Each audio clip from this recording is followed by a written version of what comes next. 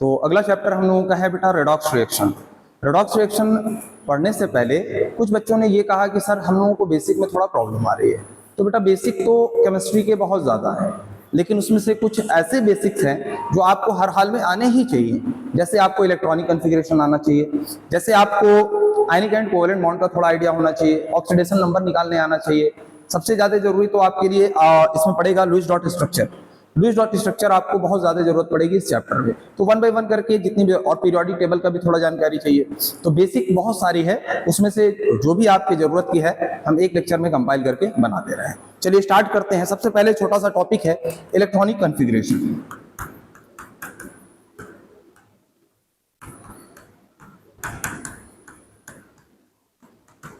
Electronic configuration आपको पता होगा।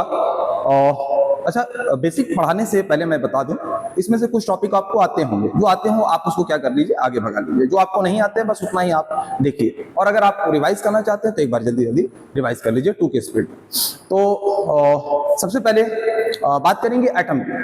एटम से ही ये, अगर आप उस टॉपिक को समझते हैं, एटम का स्ट्रक्चर समझते हैं, तो ये आपके लिए इजी हो जाएगा। एटम के बारे में डाल्टन ने सबसे पहले ये कहा कि atom is the smallest particle of any matter. किसी भी पार्टिकल, किसी भी मैटर का सबसे छोटा पार्टिकल जो होता है वो क्या होता है, एटम होता है। और एटम को आगे क्या नहीं किया जा सकता, डिवाइड नहीं किया जा सकता, ठीक है। लेकिन बाद में क्या हुआ कि जैसे इलेक्ट्रॉन, प्रोटॉन और न्यूट्रॉन की डिस्कवरी हो गई। इलेक्ट्रॉन की डिस्कवरी की जे थॉमसन ने, प्रोटॉन की गोल्डस्टेन ने, और न्यूट्रॉन की डिस्कवरी रदरफोर्ड ने कर दी। और ये एटम से बहुत छोटे होते हैं, एटम के अंदर ही रहते हैं, इनको सब एटॉमिक पार्टिकल्स कहा जाता है। तो जैसे ही इसकी डिस्कवरी हुई, ये बात गलत हो गई कि एटम सबसे छोटा पार्टिकल, लेकिन इसमें इंप्रूवमेंट किया गया, बोला गया atom is the smallest particle of any matter which can take part in a chemical reaction. अब ये एटम कितना छोटा होता है इसको आप लोग समझ सकते हैं। जैसे एक चौक लीजिए, आपने उससे कितने टुकड़े कर दिए, 100 टुकड़े कर दिए, तो एक छोटा सा आपको जो मिलेगा आपके पास, उसके आप 1 लाख टुकड़े और कर दीजिए। आपने हैमरिंग किया, एक छोटा सा बहुत डस्ट टाइप का मिला, अब उसके भी मैं कहूं कि इसके 10 लाख टुकड़े और कर दीजिए, तो वो जो सबसे छोटा पार्टिकल मिलेगा, जो आंखों से दिखेगा भी नहीं, माइक्रोस्कोप से भी नहीं दिखेगा, उसका सिर्फ एटम का आप इनडायरेक्ट पिक्चर ले सकते हैं, जैसे स्कैनिंग टनलिंग मशीन से, तो उसको आप क्या बोलते हो, एटम बोलते हो। वो आंखों से आपको दिखता नहीं, बहुत छोटा पार्टिकल होता है। उसका एक रफ डायग्राम, अगर रफ स्ट्रक्चर बनाना हो तो हम लोग उसको थोड़ा सा इमेजिन करेंगे कि एटम को थोड़ा सा जूम कर रहे हैं। तो एटम के अंदर क्या पाया जाएगा बेटा, एक न्यूक्लियस पाया जाएगा, एक न्यूक्लियस होगा। न्यूक्लियस के अंदर ही मैसिव पार्टिकल जैसे प्रोटॉन और न्यूट्रॉन रहते हैं। आपको पता होगा कि प्रोटॉन और न्यूट्रॉन का ही मास आप एटम में कंसीडर करते हो, इलेक्ट्रॉन का मास बहुत ज्यादा कम होता है। इलेक्ट्रॉन का मास 9.1 × 10⁻31 kg होता है, जो कि प्रोटॉन और न्यूट्रॉन से बहुत ज्यादा कम होता है। प्रोटॉन का मास जो भी है इलेक्ट्रॉन के मास से 1836 टाइम ज्यादा है, और न्यूट्रॉन का मास 1837 टाइम ज्यादा होता है इलेक्ट्रॉन के मास से, ठीक है। तो अब वो रहते कहाँ हैं, एटम में रहते कहाँ। अब एटम का रियल स्ट्रक्चर तो इस प्लेनर बोर्ड पर बनाया नहीं जा सकता है, एक रफ स्ट्रक्चर बना रहे हैं जिससे आपको इलेक्ट्रॉनिक कॉन्फ़िगरेशन समझने में आसानी हो जाएगी। कोई भी आपके पास एटम हो, कोई भी एटम स्टिल, जैसे सोडियम एटम है, या इसका एटॉमिक नंबर 11 है, मैग्नीशियम एटम है, इसका एटॉमिक नंबर 12 है। एटॉमिक नंबर क्या होता है, किसी भी एटम का जो एटॉमिक नंबर होता है वो उसके नंबर ऑफ प्रोटॉन पे डिपेंड करता है कि उसके न्यूक्लियस में कितना प्रोटॉन है। अगर इसके पास एटॉमिक नंबर 11 लिखा है, मतलब पक्का इसके पास कितने प्रोटॉन होंगे, 11 प्रोटॉन होंगे। इसके पास 12 अगर एटॉमिक नंबर लिखा है तो इसके पास कितने प्रोटॉन होंगे बेटा, 12 प्रोटॉन होंगे, ठीक है। और अगर कोई चार्ज नहीं है तो जितना प्रोटॉन होता है उतना ही इलेक्ट्रॉन भी होता है। इसका मतलब इसके पास 12 प्रोटॉन है तो 11 प्रोटॉन है तो 11 इलेक्ट्रॉन है, इसके पास 12 प्रोटॉन है तो 12 इलेक्ट्रॉन भी होंगे।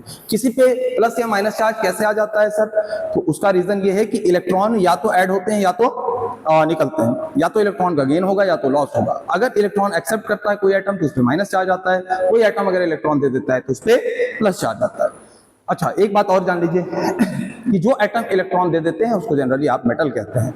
इलेक्ट्रोपॉजिटिव इन नेचर वो होता है जो इलेक्ट्रॉन डोनेट करेगा, और जो इलेक्ट्रॉन एक्सेप्ट करेगा वो इलेक्ट्रोनेगेटिव इन नेचर होता है, और उसको मेनली हम लोग क्या बोलते हैं, नॉन मेटल्स बोलते हैं। जैसे लिथियम, सोडियम, पोटेशियम, रुबिडियम, ये सब क्या करेंगे बेटा, इलेक्ट्रॉन को डोनेट करेंगे। Beryllium, magnesium, calcium, strontium donate करेंगे। Scandium, titanium, vanadium, chromium, manganese, iron, cobalt, nickel, copper, zinc, deuterium, zirconium, जितने भी मेटल है बेटा, ये क्या करेंगे, अपने इलेक्ट्रॉन्स को डोनेट कर देंगे। अच्छा, जितने इलेक्ट्रॉन डोनेट करेंगे, मान लीजिए किसी एटम ने 1 इलेक्ट्रॉन डोनेट किया तो उस पर +1 चार्ज आएगा, 2 इलेक्ट्रॉन डोनेट किया +2 आएगा, 3 इलेक्ट्रॉन डोनेट किया तो +3 का चार्ज आएगा। मैक्सिमम 1, 2, 3 इलेक्ट्रॉन तक ही, मैक्सिमम 3 तक ही डोनेट किया जा सकता है। और कोई एटम अगर 1 इलेक्ट्रॉन एक्सेप्ट कर लेता है, जैसे फ्लोरीन, क्लोरीन, ब्रोमीन, आयोडीन, या 2 इलेक्ट्रॉन एक्सेप्ट कर लेता है, ऑक्सीजन, सल्फर वगैरह, 3 इलेक्ट्रॉन एक्सेप्ट कर लेता है, नाइट्रोजन वगैरह, ठीक है ना।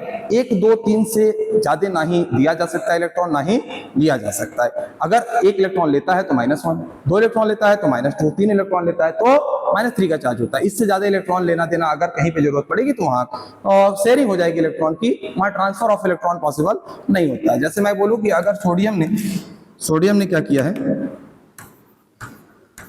Na+ बनाया है, एक मेटल है, इलेक्ट्रॉन दिया है, इसका मतलब इसका एटॉमिक नंबर अगर 11 था तो उसके पास 11 प्रोटॉन और 11 इलेक्ट्रॉन भी रहेंगे, क्योंकि न्यूट्रल स्टेट, नेटिव स्टेट में जितने प्रोटॉन होते हैं उतने इलेक्ट्रॉन होते हैं, और जितना एटॉमिक नंबर होता है वही उसके प्रोटॉन का नंबर होता है। मास नंबर अगर आप देखेंगे तब आपको न्यूट्रॉन की संख्या की पता होगा। जैसे यहाँ पे अगर हम 23 लिख दें, इसका मास नंबर 23 होता है, तो इसके पास 11 प्रोटॉन है, तो बची हुई चीज क्या होगी बेटा, न्यूट्रॉन होगी। इसका मतलब 11 और 12 कितना हो गया, 23, तो 12 इसके पास न्यूट्रॉन है। इलेक्ट्रॉन प्रोटॉन बराबर होता है, यहां से पता चलता है। और न्यूट्रॉन का पता चलता है मास में से प्रोटॉन को माइनस कर देने से।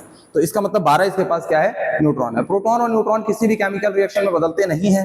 कौन बदलता है, इलेक्ट्रॉन का नंबर बदल सकता है। केमिकल रिएक्शन अगर होगा तो इलेक्ट्रॉन से ही छेड़छाड़ करनी है, प्रोटॉन और न्यूट्रॉन का उसमें कोई इन्वॉल्वमेंट नहीं होगा। अगर आप प्रोटॉन और न्यूट्रॉन का इन्वॉल्वमेंट किसी रिएक्शन में करा देंगे तो वो न्यूक्लियर रिएक्शन में आएगा, केमिकल रिएक्शन में नहीं आएगा। चलिए देखिए, यहां से 11 से आपका क्या हो गया बेटा, Na+ बन गया, सोडियम से सोडियम प्लस बन गया। इसका मतलब क्या है बेटा, इसके एटॉमिक नंबर में कोई चेंज नहीं आएगा, प्रोटॉन में कोई चेंज नहीं आएगा, 11 का 11 ही है, न्यूट्रॉन में कोई चेंज नहीं आएगा। किसमें चेंज आएगा, इलेक्ट्रॉन में चेंज आएगा। अच्छा, इसका मतलब होता है कि बेटा इसके पास 11 प्रोटॉन थे और क्या थे बेटा, 11 ही इलेक्ट्रॉन भी थे। इलेक्ट्रॉन पे आप -1 चार्ज ले लीजिए, प्रोटॉन पे +1 चार्ज लेके चलिए, उसका स्टिल चार्ज -1 1.6 × 10⁻19 कूलम होता है, उस पे नहीं जाना है। आपको क्या लेना है, -1 और +1 लेकर के चलिए। अगर इसके पास 11 प्रोटॉन सोडियम के पास है तो 11 प्लस चार्ज है, 11 इलेक्ट्रॉन तो 11 माइनस चार्ज है, दोनों आपस में न्यूट्रलाइज रहते हैं, इस वजह से एटम पे कोई चार्ज नहीं दिख रहा है। अगर इस पे +1 चार्ज दिख रहा है तो प्रोटॉन तो ऐड हुआ नहीं होगा। क्या ऐड हो सकता है, क्या निकल सकता है बेटा, तो इलेक्ट्रॉन निकल सकता है और इलेक्ट्रॉन ऐड हो सकता है। इसका मतलब यहां से यहां जाने में 1 इलेक्ट्रॉन निकल गया होगा, क्योंकि सोडियम इलेक्ट्रॉन डोनेट करता है, ये मेटल है। 1 इलेक्ट्रॉन निकलते ही इसके पास अभी भी 11 प्रोटॉन है और 10 इलेक्ट्रॉन। अब 10 इलेक्ट्रॉन 10 प्रोटॉन आपस में कैंसिल हो गए, 1 प्रोटॉन एक्स्ट्रा है, उसी का चार्ज दिखता है। इसी की तरह से अगर आप बात करें मैग्नीशियम की, मैग्नीशियम का एटॉमिक नंबर 12 होता है, ये Mg2+ बनाता है। अभी इसके पास 12 प्रोटॉन 12 इलेक्ट्रॉन है, अगर ये चार्ज नहीं है, इसके पास कितना होगा, प्रोटॉन तो बदलेगा नहीं, 12 प्रोटॉन ही होगा।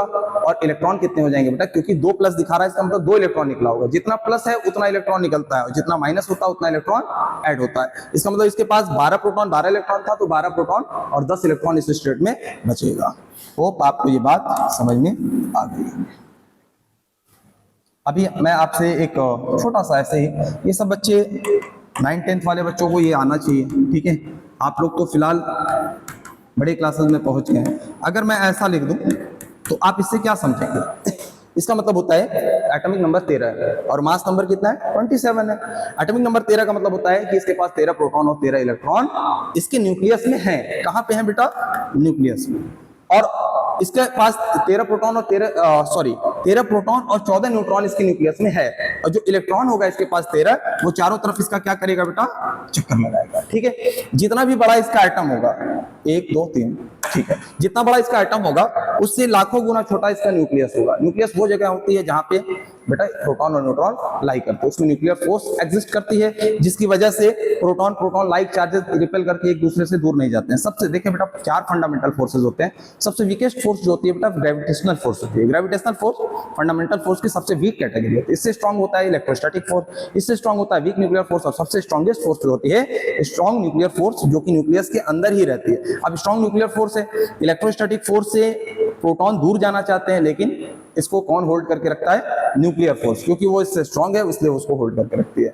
एक सिंपल एग्जांपल के लिए कैसे आप ग्रेविटेशनल और उसका कंपेयर कर सकते हैं, आप एक मार्कर ले लें, मार्कर से आप बोर्ड पे ऐसे चलाएंगे तो उसके इंक क्या होते हैं, बोर्ड पे चिपक जाते हैं, स्टिक कर जाते हैं, वो इलेक्ट्रोस्टैटिक फोर्स की वजह से चिपकते हैं। उसी इंक को अगर हम मार्कर से ऐसे गिराएं तो कहाँ गिर जाएगा, जमीन पे गिर जाएगा। यानी अर्थ और इंक के बीच में ग्रेविटेशनल फोर्स होता है और इंक और बोर्ड के बीच में आपके पास इलेक्ट्रोस्टैटिक फोर्स होता है। अब इलेक्ट्रोस्टैटिक फोर्स की वजह से वो नीचे गिरता नहीं है, इसका मतलब इलेक्ट्रोस्टैटिक फोर्स क्या होती है, स्ट्रॉन्ग। ठीक है, अब इसका मतलब आपसे हमने पूछा कि भाई 13 और 27 का क्या मतलब है, 13 प्रोटॉन है, 13 इलेक्ट्रॉन है और 27 में से 13 कर दोगे तो किसका नंबर आ जाएगा, न्यूट्रॉन का नंबर आ जाएगा, यानी 14 न्यूट्रॉन।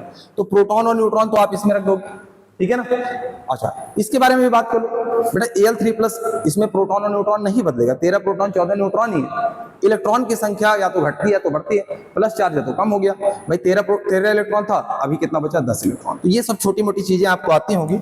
अब हम बात करते हैं थोड़ा सा एटॉमिक स्ट्रक्चर की। इधर आइए, मान लीजिए आपके पास कोई भी एटम, हम एल्यूमिनियम की नहीं बात कर रहे हैं, कोई भी एटम, उसके पास जितना भी प्रोटॉन और न्यूट्रॉन है आप कहाँ रख देंगे, न्यूक्लियस के अंदर रख देंगे। और इलेक्ट्रॉन क्या करेगा, इसके चारों तरफ चक्कर लगाएगा। ठीक है, जैसे हम सोडियम का एग्जांपल लेते हैं, सोडियम 11, इसके पास 11 प्रोटॉन है और 12 न्यूट्रॉन है। उनको आप क्या करेंगे, न्यूक्लियस के अंदर रख देंगे। अब इलेक्ट्रॉन कितना है सर, जितना प्रोटॉन होता है उतना ही इलेक्ट्रॉन होता है अगर उसके ऊपर कोई चार्ज नहीं। चलिए देखिए, तो कितने इलेक्ट्रॉन होंगे, 11। अब इसमें ऐसा नहीं कि आप कहीं भी जितना चाहे उतना इलेक्ट्रॉन रख दो, ऐसा नहीं होता है बेटा। ये जो आपको दिख रहा है ऑर्बिट, हर एक ऑर्बिट में नंबर ऑफ इलेक्ट्रॉन मैक्सिमम कितने आते हैं वो फिक्स होता है। आप लोग प्रीवियस क्लासेस में 2n² एक फॉर्मूला पढ़े होंगे, इससे आप निकाल लेते थे। ये कहां से आया है हम अभी बात करेंगे। n का मतलब होता है बेटा प्रिंसिपल क्वांटम नंबर। यहाँ पे n की वैल्यू 1 है, यहाँ पे n की वैल्यू 2 है, यहाँ पे n की वैल्यू 3 है ना।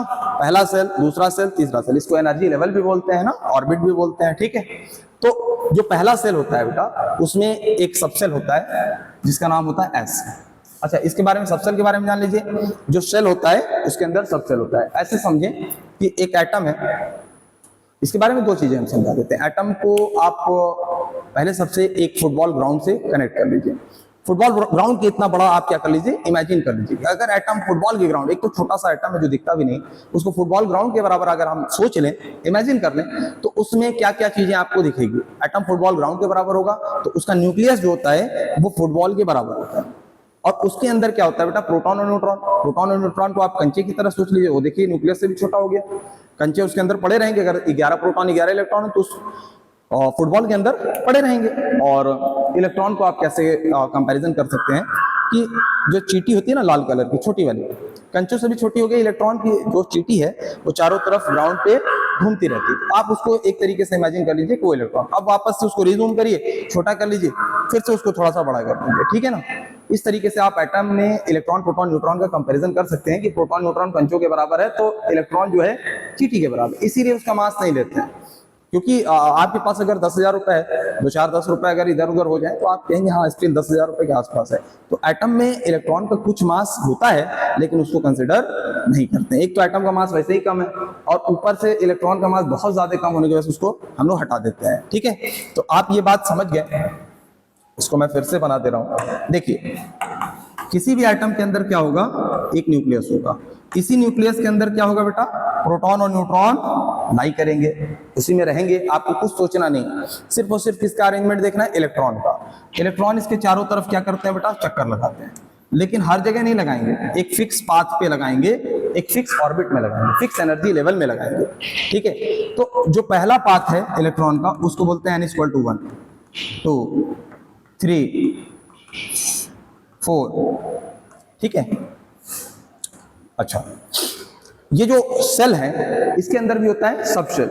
जैसे पहले सेल में एक सब सेल होगा S, दूसरे में sp होगा, तीसरे में sp d होगा, चौथे में sp-df होगा, ठीक है। 4 सब सेल पाए जाते हैं, s, p, d, f। s में 2 इलेक्ट्रॉन मैक्सिमम आ सकते हैं, p में 6 इलेक्ट्रॉन आ सकते हैं, d में 10 इलेक्ट्रॉन आ सकते हैं और f में 14 इलेक्ट्रॉन मैक्सिमम आ सकते हैं। जरूर नहीं कि इतने इलेक्ट्रॉन हर जगह हो, मैक्सिमम इतने इलेक्ट्रॉन आ सकते हैं, ठीक है। पहले सेल में एक ही सब सेल होता है जिसका नाम होता है S, दूसरे में S भी होता है और P भी होता है, तीसरे सेल में S, P, D तीनों होते हैं और चौथे सेल में क्या होता है बेटा, sp, df होता है, ठीक है। अब देखिए, आप 2n² से अगर निकालेंगे तो आप पहले पढ़े होंगे छोटे क्लासेस में, तो पहले सेल में 2 आएगा, दूसरे में 8 आएगा, तीसरे में 18 आएगा, चौथे में 32 आएगा। और अगर आप 11th में हैं तो आपको एसपीडीएफ की इलेक्ट्रॉनिक कॉन्फ़िगरेशन पक्का आनी चाहिए बेटा। एस सबसेल में मैक्सिमम कितने इलेक्ट्रॉन आ सकते हैं? 2। अच्छा, एस में 2, पी में 6, 2 6 10, 2 6 10 14। देखिए पहले सेल में एस में 2 है, मतलब 2 इलेक्ट्रॉन, पहले सेल में 2 इलेक्ट्रॉन है, दूसरे में 2 और 6 8 इलेक्ट्रॉन हो गए, तीसरे में 2 6 10 2 6 और डी में 10 होता है बेटा। यहाँ पे कितना होगा? यहाँ डी में 10 होता है, ठीक है। कितना हो गया? 18। और चौथे सेल में कितना हो गया? 32। इसके बाद जो सेल आते हैं एसपीडीएफ में ही काम चल जाता है, आगे अभी और एलिमेंट खोजे जाएंगे तो हो सकता है आपको आगे जरूरत पड़े, ठीक है। तो इस तरीके से आपकी electronic configuration, atomic structure, rough structure होता है। अब इलेक्ट्रॉनिक कॉन्फ़िगरेशन, इसको यहीं से आपको इलेक्ट्रॉनिक कॉन्फ़िगरेशन समझना है। जैसे हर एटम में जरूरी नहीं है कि इतने इलेक्ट्रॉन हो ही।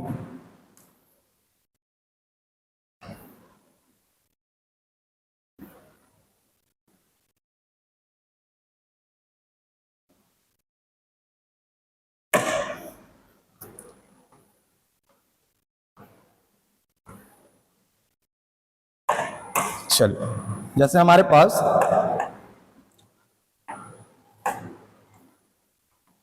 सोडियम एटम ले लेते हैं।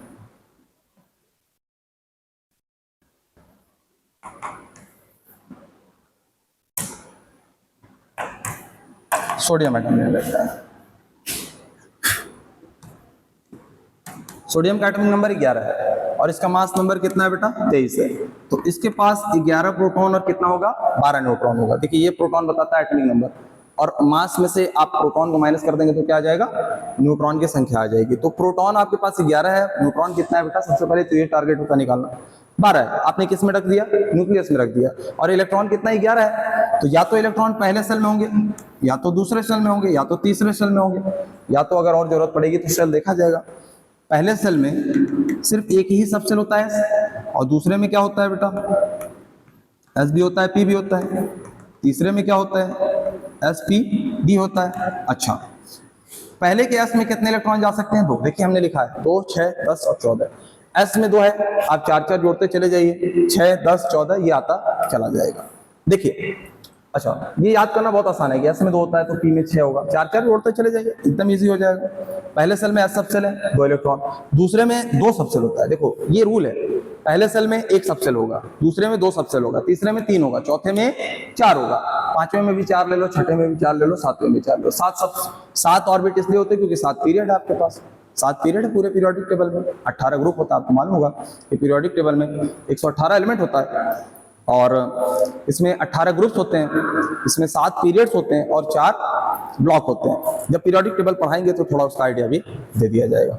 पहले सेल में 1 ही सबसेल होगा, पहले में 1, दूसरे में 2, तीसरे में 3। तो दूसरे सेल में 2 सबसेल एस भी है और पी भी है, ठीक है। तीसरे में 3 सबसेल एस पी डी। लेकिन देखो आप ये क्या भर रहे हो बेटा? इलेक्ट्रॉन भर रहे हो। 2 इलेक्ट्रॉन, 2 4 इलेक्ट्रॉन, 6 10 इलेक्ट्रॉन। आपने 10 इलेक्ट्रॉन की फिलिंग कर दी, आपके पास है कितना? 11 इलेक्ट्रॉन। तो तीसरे के एस में आपके पास 2 आ सकता है, लेकिन है नहीं इस एटम में, 1 ही है, तो आप 1 ही लिखिए। अब इसकी कॉन्फ़िगरेशन आपको पता होगा, बहुत इजी है बेटा। देखिए ऐसे लिखते हैं, पहले सेल का नंबर लिखते हैं 1, उसके बाद सब सेल का, और उसमें कितने इलेक्ट्रॉन है वो चढ़ा देते हैं 1s2। और दूसरे सेल में एस भी है और दूसरे में पी भी है। एस में कितने इलेक्ट्रॉन होते हैं? 2। पी में कितने इलेक्ट्रॉन होते हैं? 6।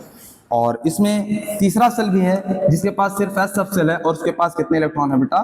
1 इलेक्ट्रॉन है। इस तरीके से आप कॉन्फ़िगरेशन कर लेते होंगे, ठीक है। ज्यादातर बच्चों को आता होगा, परेशान होने की बात नहीं।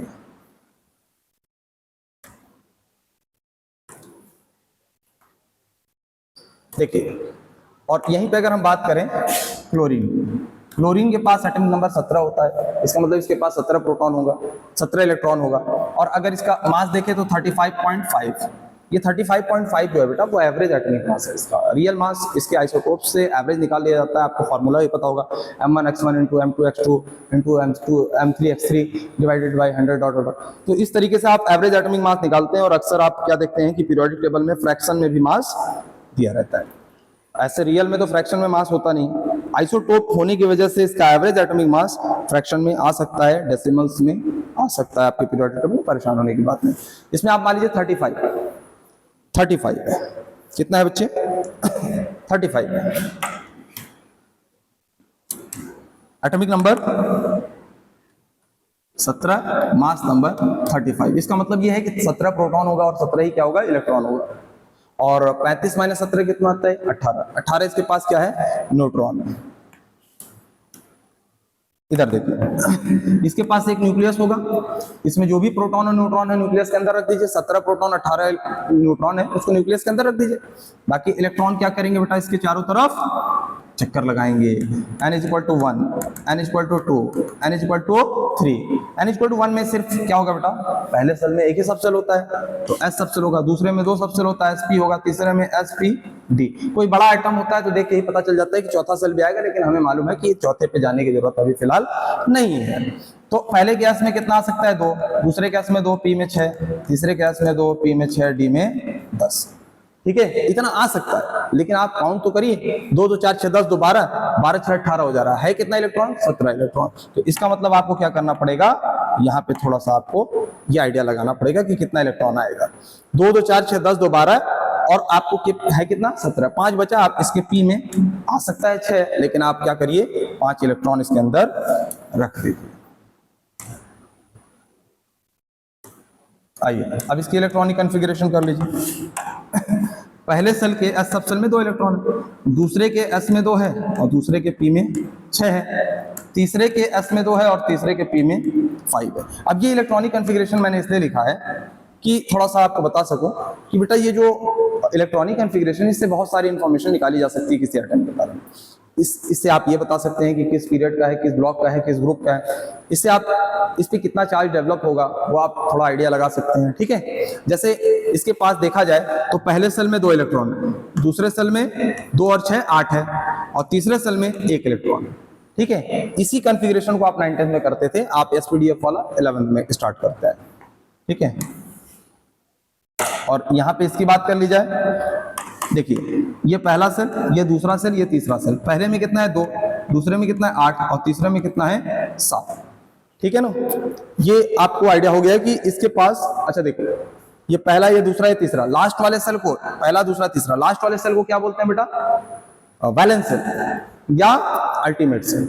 वैलेंस सेल या अल्टीमेट सेल। उसके पिछले वाले को बोलते हैं पेनल्टीमेट सेल, उसके पहले वाले को बोलते हैं एंटी पेनल्टीमेट सेल। ठीक है ना, valence cell, penultimate cell, antepenultimate cell बोलते हैं। तो जो मेटल होता है, जैसे सोडियम एक मेटल है और क्लोरीन क्या है बेटा, एक नॉन मेटल है। मेटल क्या करता है, इलेक्ट्रॉन डोनेट करता है जनरली। क्यों करता है उसका रीजन समझो बेटा, 3 इलेक्ट्रॉन से ज्यादा लेना देना पॉसिबल तो है नहीं।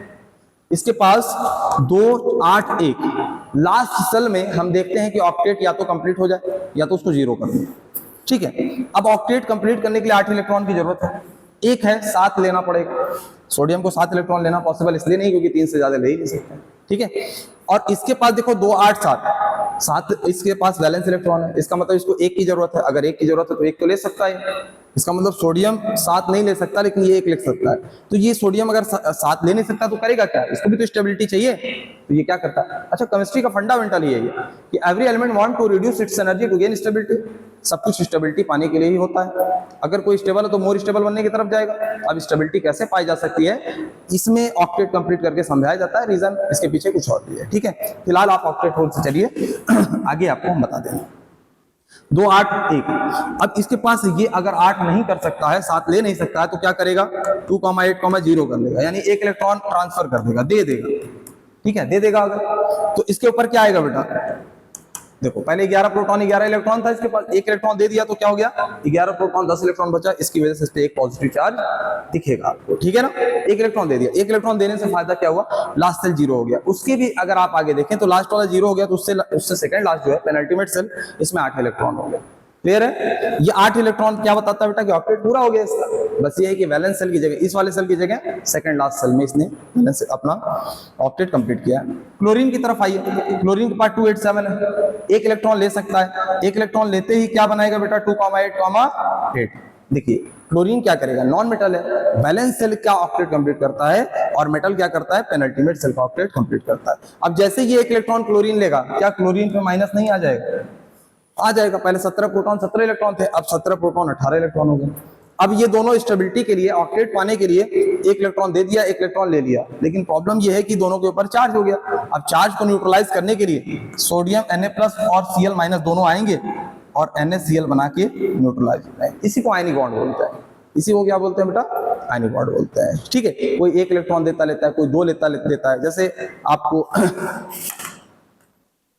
बात कर ले मैग्नीशियम की, ठीक है, मैग्नीशियम का atomic number 12, mass number 24, oxygen का एटॉमिक नंबर 8, मास नंबर 16। देखिए मैग्नीशियम की बात करेंगे, इसका रफ स्ट्रक्चर कैसे बनेगा? तो एक न्यूक्लियस होगा, इसके चारों तरफ इलेक्ट्रॉन चक्कर लगाएंगे, 12 प्रोटॉन 12 न्यूट्रॉन है इसमें, इसको देख करके पता चल जा रहा है। एटॉमिक नंबर 12 का मतलब 12 प्रोटॉन है, मास नंबर 24 का मतलब 24 माइनस 12 कर लीजिए, इलेक्ट्रॉन से मतलब है ही नहीं, 24 माइनस 12 कर लीजिए, कितना हो जाएगा? 12 न्यूट्रॉन। 12 प्रोटॉन 12 न्यूट्रॉन कहाँ डाल दीजिए आप? न्यूक्लियस के अंदर, बिना सोचे। अच्छा, 12 प्रोटॉन का मतलब क्या है? 12 इलेक्ट्रॉन भी है। क्यों? क्योंकि इस पे न्यूट्रल एटम पे कोई चार्ज नहीं होता है। अच्छा, 12 प्रोटॉन और 12 न्यूट्रॉन को आपने न्यूक्लियस में रखा। 12 इलेक्ट्रॉन का ही अरेंजमेंट एटॉमिक स्ट्रक्चर में देखा जाता है, प्रोटॉन न्यूट्रॉन की टेंशन नहीं ली जाती है। आइए देखते हैं। n = 1, n = 2, n = 3। पहला सेल, दूसरा सेल, तीसरा सेल, इससे ज्यादा जरूरत पड़ेगी नहीं क्योंकि छोटा एटम है, 20 से ऊपर जब आएगा तो देखा जाए। पहले सेल में सिर्फ एक ही सब सेल होता है, दूसरे में s भी होता है, p भी होता है, तीसरे में sp_d तीनों होता है। अच्छा, s में कितने इलेक्ट्रॉन हो सकते हैं? 2 है, कितना? 12। इसके s में 2 और p में 6, कितना खर्च हो गया? 2 2 4 6 10। अच्छा, कितना बचा? 2। तो s में कितना चला जाएगा? 2। इसकी कॉन्फ़िगरेशन आप देखेंगे तो पहले के s में कितना इलेक्ट्रॉन हुआ? 2। पहले के s में 2, दूसरे के s में 2 है और दूसरे के ही p में 6 है। अच्छा, तीसरे के s में कितना है? 2 है। तो पहला सेल, दूसरा सेल, तीसरा सेल, 2, 8, 2। ये इसकी कॉन्फ़िगरेशन हो गई। आप यहीं पे ऑक्सीजन के पास आइए, तो इसके पास भी न्यूक्लियस होगा, 8 प्रोटॉन 8 न्यूट्रॉन होंगे, उसको न्यूक्लियस के अंदर डाल देंगे, 8 इलेक्ट्रॉन होगा, उसी के अरेंजमेंट आपको देखना है। पहला सेल, दूसरा सेल, हो सकता है इसी में काम चल जाए। देखते हैं। ये पहला सेल है, ये दूसरा सेल है, जरूरत पड़ी। पहले में s होता है, दूसरे में sp दोनों होता है। अच्छा, s में कितने इलेक्ट्रॉन मैक्सिमम आ सकते हैं? 2, p में 6, d में 10। अच्छा, इसके s में 2 2 4 खर्च हो गए हैं, कितना इलेक्ट्रॉन? 8। तो क्या करोगे बेटा? 4 यहाँ पे लिख दोगे। अब इसकी कॉन्फ़िगरेशन कैसे करोगे आप? पहले के s में 2 आया, दूसरे के s में 2 आया, दूसरे के p में 4 आया। तो इसकी कॉन्फ़िगरेशन आप कर सकते हो 2,6। इसके वैलेंस इलेक्ट्रॉन 2 है और इसके वैलेंस इलेक्ट्रॉन 6 है। वैलेंस इलेक्ट्रॉन एंड वैलेंसी कभी कभी सेम होती है और कभी कभी डिफरेंट होती है, इस पे भी हम आएंगे, बाद में बात करेंगे। ये बहुत छोटा टॉपिक है, 9th में आप लोगों को ये क्लियर कर लेना। तो ये 2 इलेक्ट्रॉन अगर लास्ट सेल में रख रहा है तो इसको 6 इलेक्ट्रॉन की जरूरत है ऑक्टेट कंप्लीट करने के लिए, और 6 इलेक्ट्रॉन लेना देना पॉसिबल है ही नहीं, 3 इलेक्ट्रॉन से ज्यादा लिया दिया नहीं जा सकता। इसे ऑक्सीजन की बात करिए, इसके पास 6 इलेक्ट्रॉन बैलेंस है, इसको 2 इलेक्ट्रॉन की जरूरत है ऑक्टेट कंप्लीट करने के लिए, तो ये ले सकता है। इसका मतलब ये तो नहीं ले सकता 6, तो क्या करेगा बेटा? ये हो सकता हो 0 कर ले, लास्ट वाले को 2,8, 0 कर ले। तो जैसे ही आप क्या करेंगे बेटा? 2,8, 0 करेंगे तो 2 इलेक्ट्रॉन ये दे देगा। क्या करेगा? 2 इलेक्ट्रॉन दे देगा। और दे देगा तो इसमें कौन सा चार्ज आएगा? 1 इलेक्ट्रॉन देने पे 1 प्लस, तो 2 इलेक्ट्रॉन देने पे 2 प्लस होता है। ठीक है, और इसकी बात कर लीजिए ऑक्सीजन की, 2,6 है, इसको क्या बनाना है? 2,8। 8 कैसे बना होगा? 2 इलेक्ट्रॉन एक्सेप्ट किया होगा, और जैसे ही ऑक्सीजन 2 इलेक्ट्रॉन एक्सेप्ट करेगा तो इसके ऊपर क्या आ जाएगा बेटा? 2- चार्ज आ जाएगा। ठीक है, इस पे 2 प्लस चार्ज आया, उस पे 2- चार्ज आया, दोनों का ऑक्टेट कंप्लीट हो गया। देखो ये इसने क्या किया, ये वाला खाली करके पेनल्टीमेट सेल का ऑक्टेट कंप्लीट किया, और इसने क्या किया? वैलेंस सेल का ऑक्टेट, लास्ट सेल को वैलेंस सेल बोलते हैं, इसने वैलेंस सेल का ऑक्टेट कंप्लीट किया। दोनों ऑक्टेट कंप्लीट करके स्टेबल हो रहे थे, लेकिन इस पे चार्ज आ गया। अब दोनों चार्ज को न्यूट्रलाइज करेंगे तो MgO बन जाएगा। जब चार्जेस बराबर हो, +2 -2, +1 -1, तो नीचे कोई नंबर नहीं दिखता। लेकिन कभी ऐसा हो गया कि मान लो एल्यूमिनियम में 3 इलेक्ट्रॉन दिया, 3 प्लस आया, ऑक्सीजन ने 2 इलेक्ट्रॉन लिया, 2 माइनस आया। तो अब इस केस में चार्जेस जब अलग अलग हो तो क्या करने रहते हैं? क्रॉस मल्टीप्लाई करने रहते हैं। जैसे एल्यूमिनियम लिखिए सबसे पहले, और इस पे जो चार्ज दिख रहा है उसको नीचे मल्टीप्लाई कर दीजिए, और ऑक्सीजन लिखिए और इस पे जो चार्ज दिख रहा है वो इस पे मल्टीप्लाई कर दीजिए। इस तरीके का कंपाउंड होता है। जब चार्जेस सेम है तो कोई बात नहीं, डायरेक्ट लिख दीजिए। चार्जेस डिफरेंट है तो क्रॉस मल्टीप्लाई करने के बाद आपको आ जाता है। ठीक है, ये होप आपको थोड़ा सा आयनिक बॉन्ड और इलेक्ट्रॉनिक कॉन्फ़िगरेशन समझ में आ गई। इसके अलावा कोवेलेंट बॉन्ड होता है, कोवेलेंट बॉन्ड भी आप लोग जानते होंगे, अगर नहीं जानते हैं तो देख लीजिए, जानते हो तो आगे बढ़ा दीजिए वीडियो जल्दी जल्दी। ठीक है, देखिए, और ज्यादातर बच्चे 11th में जानते हैं, थोड़ा सा बता देते हैं। कोवेलेंट बॉन्ड में शेयरिंग ऑफ इलेक्ट्रॉन होती है। क्या होती है? शेयरिंग ऑफ इलेक्ट्रॉन होती है। शेयरिंग कैसे होती है बेटा? देखो, जैसे मान लो H2 है और O2 है, Cl2 है, O2 है, N2 है, ये कैसे बना होगा? देखो आयनिक बॉन्ड कब बनता है? जब एक मेटल हो और एक नॉन मेटल। अभी तक हमने क्या देखा? सोडियम और क्लोरीन देखा, मैग्नीशियम और ऑक्सीजन देखा, जिसमें एक मेटल था एक नॉन मेटल था। तो आयनिक बॉन्ड बनने की कंडीशन यही है, एक मेटल होना चाहिए एक नॉन मेटल होना चाहिए। ठीक है, मेटल इलेक्ट्रॉन देता है, नॉन मेटल इलेक्ट्रॉन एक्सेप्ट करता है, जिसकी वजह से मेटल पे पॉजिटिव चार्ज आता है और नॉन मेटल पे क्या आता है? नेगेटिव चार्ज आता है। प्लस माइनस दोनों एक दूसरे को न्यूट्रलाइज करते हैं और कंबाइन करते हैं, electrostatic Coulombic force of attraction से जुड़ जाते हैं। इसको आयनिक बॉन्ड बोलते हैं। आयनिक बॉन्ड कोई बॉन्ड नहीं होता है उसको, जैसे NaCl आपने लिखा तो NaCl ऐसे कभी नहीं लिखा जाता है, क्योंकि ये नॉन डायरेक्शनल इन नेचर होता है। और जो कोवेलेंट बॉन्ड होता है उसमें आप बॉन्ड दिखाते हो वो डायरेक्शनल इन नेचर होता है। क्या है इसका फंडा? इसका भी फंडा वही, ऑक्टेट कंप्लीट करना है। जैसे हाइड्रोजन, अच्छा हाइड्रोजन क्या है बेटा? दो एटम से मिलकर बना हुआ है हाइड्रोजन का गैस। इसका एटॉमिक नंबर 1, एटॉमिक नंबर 1 का मतलब इसके वैलेंस इलेक्ट्रॉन ही कितने हैं बेटा? 1 है। ठीक है, 1 वैलेंस इलेक्ट्रॉन को ही आप क्या करते हैं? लुईस डॉट स्ट्रक्चर अभी आगे बताएंगे, तो उसको आप दिखाते हैं वैलेंस इलेक्ट्रॉन को। ठीक है, 1 है। अच्छा, कुछ एटम होते हैं ड्यूप्लेट कंप्लीट होते हैं, जैसे हाइड्रोजन हो गया, हीलियम का ड्यूप्लेट कंप्लीट होता ही है, लिथियम हो गया, बेरिलियम हो गया। छोटे मोटे एटम है जो ड्यूप्लेट कंप्लीट करते हैं, अपने लास्ट सेल में 2 इलेक्ट्रॉन रखना चाहते हैं। इसके अलावा बाकी सब क्या करेंगे बेटा? ऑक्टेट कंप्लीट करेंगे। तो उस वजह से सबसे ज्यादा जरूरत किसकी पड़ती है? हाइड्रोजन की। हाइड्रोजन 2 इलेक्ट्रॉन अपना कंप्लीट करके मस्त रहता है।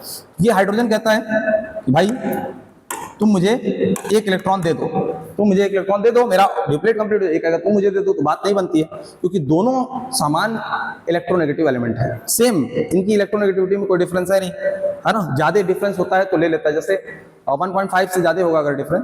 आपको मालूम होगा इलेक्ट्रोनेगेटिविटी क्या होती है? Chlorine, oxygen, chlorine, nitrogen. Chlorine की 4 होती है, ऑक्सीजन की 3.5 होती है, क्लोरीन की 3.16 होती है, नाइट्रोजन की 3.04 होती है। तो ये सब क्या है बेटा? ज्यादा इलेक्ट्रोनेगेटिव एलिमेंट है। अब यही वहीं पे आप हाइड्रोजन वगैरह के लेंगे 2.2, 2 पॉइंट समथिंग आएगा, यानी कि हाइड्रोजन की इलेक्ट्रोनेगेटिविटी बहुत कम होती है और मेटल की बहुत ज्यादा कम होती है, हाँ 1 के आसपास हो जाती है। ठीक है, तो इलेक्ट्रोनेगेटिव मतलब इलेक्ट्रॉन लेने की टेंडेंसी, इलेक्ट्रोपॉजिटिविटी मतलब इलेक्ट्रॉन देने की टेंडेंसी। इलेक्ट्रोनेगेटिविटी का मतलब होता है tendency to drag the shared pair of electron from towards more electronegative element is called. मतलब इस तरीके को समझ लो, शेयर्ड पेयर ऑफ इलेक्ट्रॉन को खींचना जो है इलेक्ट्रोनेगेटिविटी कहलाता है। ठीक है, इधर आइए, ये कहेगा इलेक्ट्रॉन दे, ये कहेगा, दोनों में बात नहीं बनेगी। दोनों क्या कहेंगे? चलो भाई शेयर कर लेते हैं, शेयर कर ले, एक तुम बढ़ाओ एक तुम बढ़ाओ। ये कहेगा ये मेरा है, ये कहेगा ये मेरा है। देखो ये दोनों का हो जाता है, ये दोनों का हो जाता है, जो शेयर हो जाता है वो दोनों का हो जाता है। ठीक है, अब बात क्या है, ये कैसे जुड़ गए?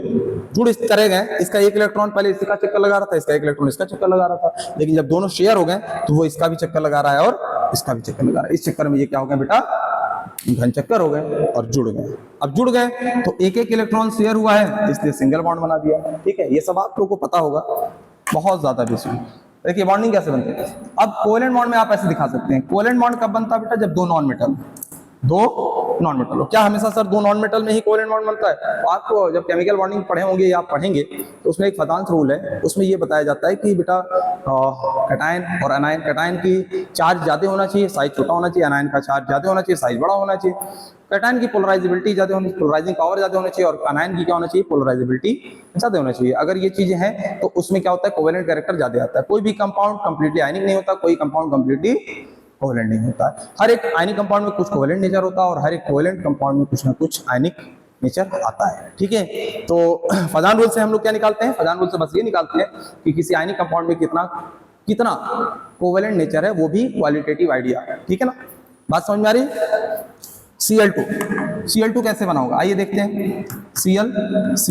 अच्छा, कोवेलेंट बॉन्ड में जितने भी एटम है सब लिख लेना रहता है।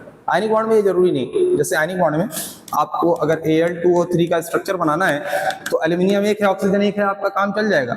एल्यूमिनियम का एटॉमिक नंबर 13 होता है, इसका 8 होता है, 2,8,3, 2,4, सॉरी 2,6।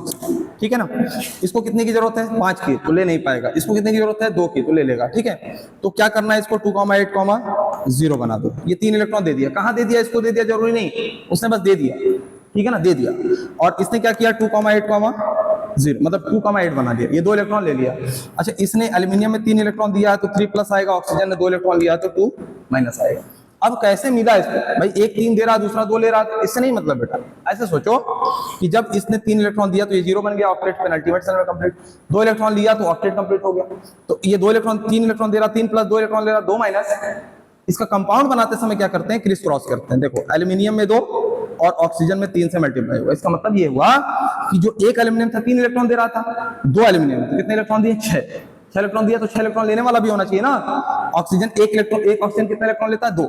अगर एक ऑक्सीजन 2 इलेक्ट्रॉन लेता है तो 3 ऑक्सीजन है ना, कितना इलेक्ट्रॉन लिया? 6। इसका मतलब इसने मिलकर 6 इलेक्ट्रॉन दिया, इसने मिलकर 6 इलेक्ट्रॉन ले लिया। इस तरीके से आयनिक बॉन्ड बन जाता है। आयनिक बॉन्ड बनने के लिए सारे एटम का लिखना जरूरी नहीं है, आप सिर्फ सिंगल एक एक एटम लेंगे और लास्ट में आप क्रिस क्रॉस करेंगे, आपका रिजल्ट आ जाएगा। लेकिन कोवेलेंट बॉन्ड में ऐसा नहीं है। कोवेलेंट बॉन्ड में जितने भी एटम है आपको लिखना पड़ेगा। 2 एटम है, दोनों लिखने, 4 एटम होते 4 लिखते हैं, 3 एटम होते 3 लिखते हैं। अच्छा, एटॉमिक नंबर 17। अब आपको इलेक्ट्रॉनिक कॉन्फ़िगरेशन आती है, हम शॉर्ट में ऐसे लिख दे रहे हैं 2,8,7। ठीक है ना। अब इसको कितने की जरूरत है? 1 की। आपको वैलेंस इलेक्ट्रॉन बनाने आना चाहिए, ये सब तो आता ही होगा। ठीक है ना। अब ये क्या कहेगा कि भाई मेरे वैलेंस में 7 इलेक्ट्रॉन है, तुम 1 इलेक्ट्रॉन मुझे दे तो मेरा ऑक्टेट कंप्लीट हो जाएगा। हाइड्रोजन के अलावा ऑक्टेट ही तो कंप्लीट करेगा। ये कहेगा तुम मुझे 1 इलेक्ट्रॉन दे तो मेरा ऑक्टेट कंप्लीट हो जाए। दोनों में बात नहीं बनती है, तो दोनों क्या करेंगे? दोनों इक्वली क्या है बेटा? इलेक्ट्रोनेगेटिव है। तो ये 1 इलेक्ट्रॉन अपना उठाएगा, ये 1 इलेक्ट्रॉन अपना उठाएगा और क्या करेगा? आगे बढ़ा लेगा। जो शेयर्ड हो गया ये कहेगा मेरा है, 2 2 4 2 6 2 8 ऑक्टेट कंप्लीट। अब ये कहेगा मेरा है, 2 2 4 2 6 2 8 ऑक्टेट कंप्लीट। दोनों का ऑक्टेट कंप्लीट है। सिंगल बॉन्ड शेयर होता है, सिंगल इलेक्ट्रॉन शेयर होता है तो सिंगल बॉन्ड होता है। सिंगल इलेक्ट्रॉन शेयर हुआ है दोनों का, that's why single bond formation हो जाएगा। अब इससे फायदा क्या हुआ? फायदा ये हुआ कि इसके पास तो 6 अपना था, 7 था, जिसमें से 1 दे दिया, 6 तो अपना है। एक शेयर हुआ। ये जो 6 इलेक्ट्रॉन है ना वो इसके चक्कर लगाते हैं, ये जो 6 इलेक्ट्रॉन है वो इसके चक्कर लगाते हैं, ये दोनों का लगाता है, इस वजह से जुड़ जाता है बेटा। तो आप Cl जो बनाएंगे, ये जो इलेक्ट्रॉन है वो दोनों का चक्कर लगा करके जोड़ दे, इसी को कोवेलेंट बॉन्ड कहते हैं। खत्म हो गया बात।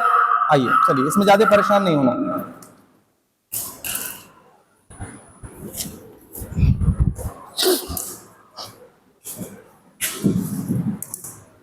जिसको आता हो स्टिल हम कहेंगे भगा ले आगे, या जल्दी जल्दी 2 की स्पीड में देख करके काम खत्म करे। ये सब बहुत बेसिक चीजें हैं। ठीक है, आइए आगे देखते हैं। जैसे मान लीजिए हमने Cl2 के अलावा O2 की बात करें, N2 की बात करें, बात खत्म करें। ठीक है, O2 कैसे बना होगा? 2 ऑक्सीजन से बना होगा। एटम नंबर 8 2,6 2,6 ठीक होगा ना इलेक्ट्रॉनिक कॉन्फ़िगरेशन। शॉर्ट में आपको सिंपल में लिख दिया 1s2 2s2 2p 4 होगा इसका इलेक्ट्रॉनिक कॉन्फ़िगरेशन 2,6। अच्छा देखिए, इसके वैलेंस इलेक्ट्रॉन में, वैलेंस सेल में कितने इलेक्ट्रॉन है? 6। ये क्या करेगा बेटा? ऑक्टेट कंप्लीट करने के लिए 2,8 2 इलेक्ट्रॉन लेना पॉसिबल है। ये क्या करेगा? 2,8 2 इलेक्ट्रॉन लेना पॉसिबल है। लेकिन बेटा लेगा किससे? दोनों नॉन मेटल है, कोई देने वाला है ही नहीं, देने वाला है ही नहीं। तो आपको क्या करना पड़ेगा? मजबूरन वैलेंस इलेक्ट्रॉन को बनाना पड़ेगा। ठीक है, वैलेंस इलेक्ट्रॉन को बनाना पड़ेगा। ठीक है, कितने हो गए? 6 और 6। अब इसको कितने की कमी है? 2 की। इसको भी कमी 2 की। जब एटम को कोई इलेक्ट्रॉन देने वाला नहीं हो तो शेयरिंग कर लेते हैं, जितनी की जरूरत हो उतनी ही शेयरिंग करा दो। ये 2 अपना आगे बढ़ाएगा, ये 2 अपना आगे बढ़ाएगा, बाकी का आप इसके पास रहने दो। ठीक है, 6 था, 2 आगे बढ़ा दिए दोनों। अब ये कहेगा ये मेरा है, देखो 2 2 4 2 6 2 8, ये कहेगा ये मेरा है, 2 2 4 2 6 2 8। ऑक्टेट कंप्लीट हो गया, क्योंकि 2 तो, अब देखो दोनों का ऑक्टेट कंप्लीट हो गया, क्योंकि 2 इलेक्ट्रॉन शेयर हुआ इसलिए डबल बॉन्ड हो जाता है। ठीक है, क्लियर है? ये सब चीजें आपको आती होंगी, लेकिन स्टिल आप ये सब एक बार जल्दी जल्दी देख लीजिए। चलिए, नाइट्रोजन N2 की बात करें, कैसे बना होगा? नाइट्रोजन से बनता है 7 इसका एटॉमिक नंबर है। इलेक्ट्रॉनिक कॉन्फ़िगरेशन 2,5 होता है, 2,5 होता है। इसका मतलब इसके पास कितने वैलेंस इलेक्ट्रॉन है? 5। अब आप लोग समझ गए होंगे क्या करना है। 5 है, 3 की कमी है, इसको क्या बनाना है? 2,8 बनाना है ना, ऑक्टेट कंप्लीट करना है। तो ये 3 इलेक्ट्रॉन अपना शेयर कर लेगा और ट्रिपल बॉन्ड बना करके मस्त पड़ा रहेगा। बात खत्म हो गई। Ionic bond and covalent bond, बस इतना ही। आगे जैसे जरूरत होगी वैसे हम लोग देखेंगे। ठीक है, हमारा मेन टॉपिक क्या था? मेन हमको क्या समझना था? रेडॉक्स रिएक्शन समझने के लिए आपको उसमें स्ट्रक्चर वगैरह बनाने पड़ते हैं, आपको लुईस डॉट स्ट्रक्चर का थोड़ा आइडिया होना चाहिए। ठीक है, लुईस डॉट स्ट्रक्चर LDS, बस यही पढ़ना था, समझ लो। आज हमें क्या पढ़ना था? LDS। वो तो जिसको नहीं आ रहा वो तो बहुत ज्यादा पीछे चला गया है बच्चा, जल्दी जल्दी कवर कर लो। हमको ये अगर नहीं आ रहा है, वैसे ये भी आना चाहिए क्योंकि आप लोग केमिकल बॉन्डिंग शायद पढ़ चुके हो। अगर ये नहीं आ रहा तो बहुत दुख की बात है। तो जल्दी जल्दी में ये हम लोग समझ लेते हैं एक बार। ठीक है ना, ये बहुत जरूरी टॉपिक है। LDS, Lewis dot structure, rough idea देगा, ज्योमेट्री नहीं, शेप नहीं, स्ट्रक्चर बता देगा। जैसे आप लोग BBT पढ़ते हो, जिससे आप ज्योमेट्री निकालते हो। ठीक है, जैसे आप पढ़ते हो हाइब्रिडाइजेशन, वीबीटी प्लस हाइब्रिडाइजेशन पढ़ करके आप क्या निकालते हो, ज्योमेट्री निकालते हो। उसके बाद VSEPR पढ़ के आप क्या निकालते हो, शेप निकालते हो। तो ज्योमेट्री और शेप की हम बात नहीं कर रहे हैं, हम किसकी बात कर रहे हैं, रफ स्ट्रक्चर की। कम से कम कौन किससे जुड़ा है, कितने बॉन्ड बनाया है, ये तो पता होना चाहिए। चलिए देखते हैं।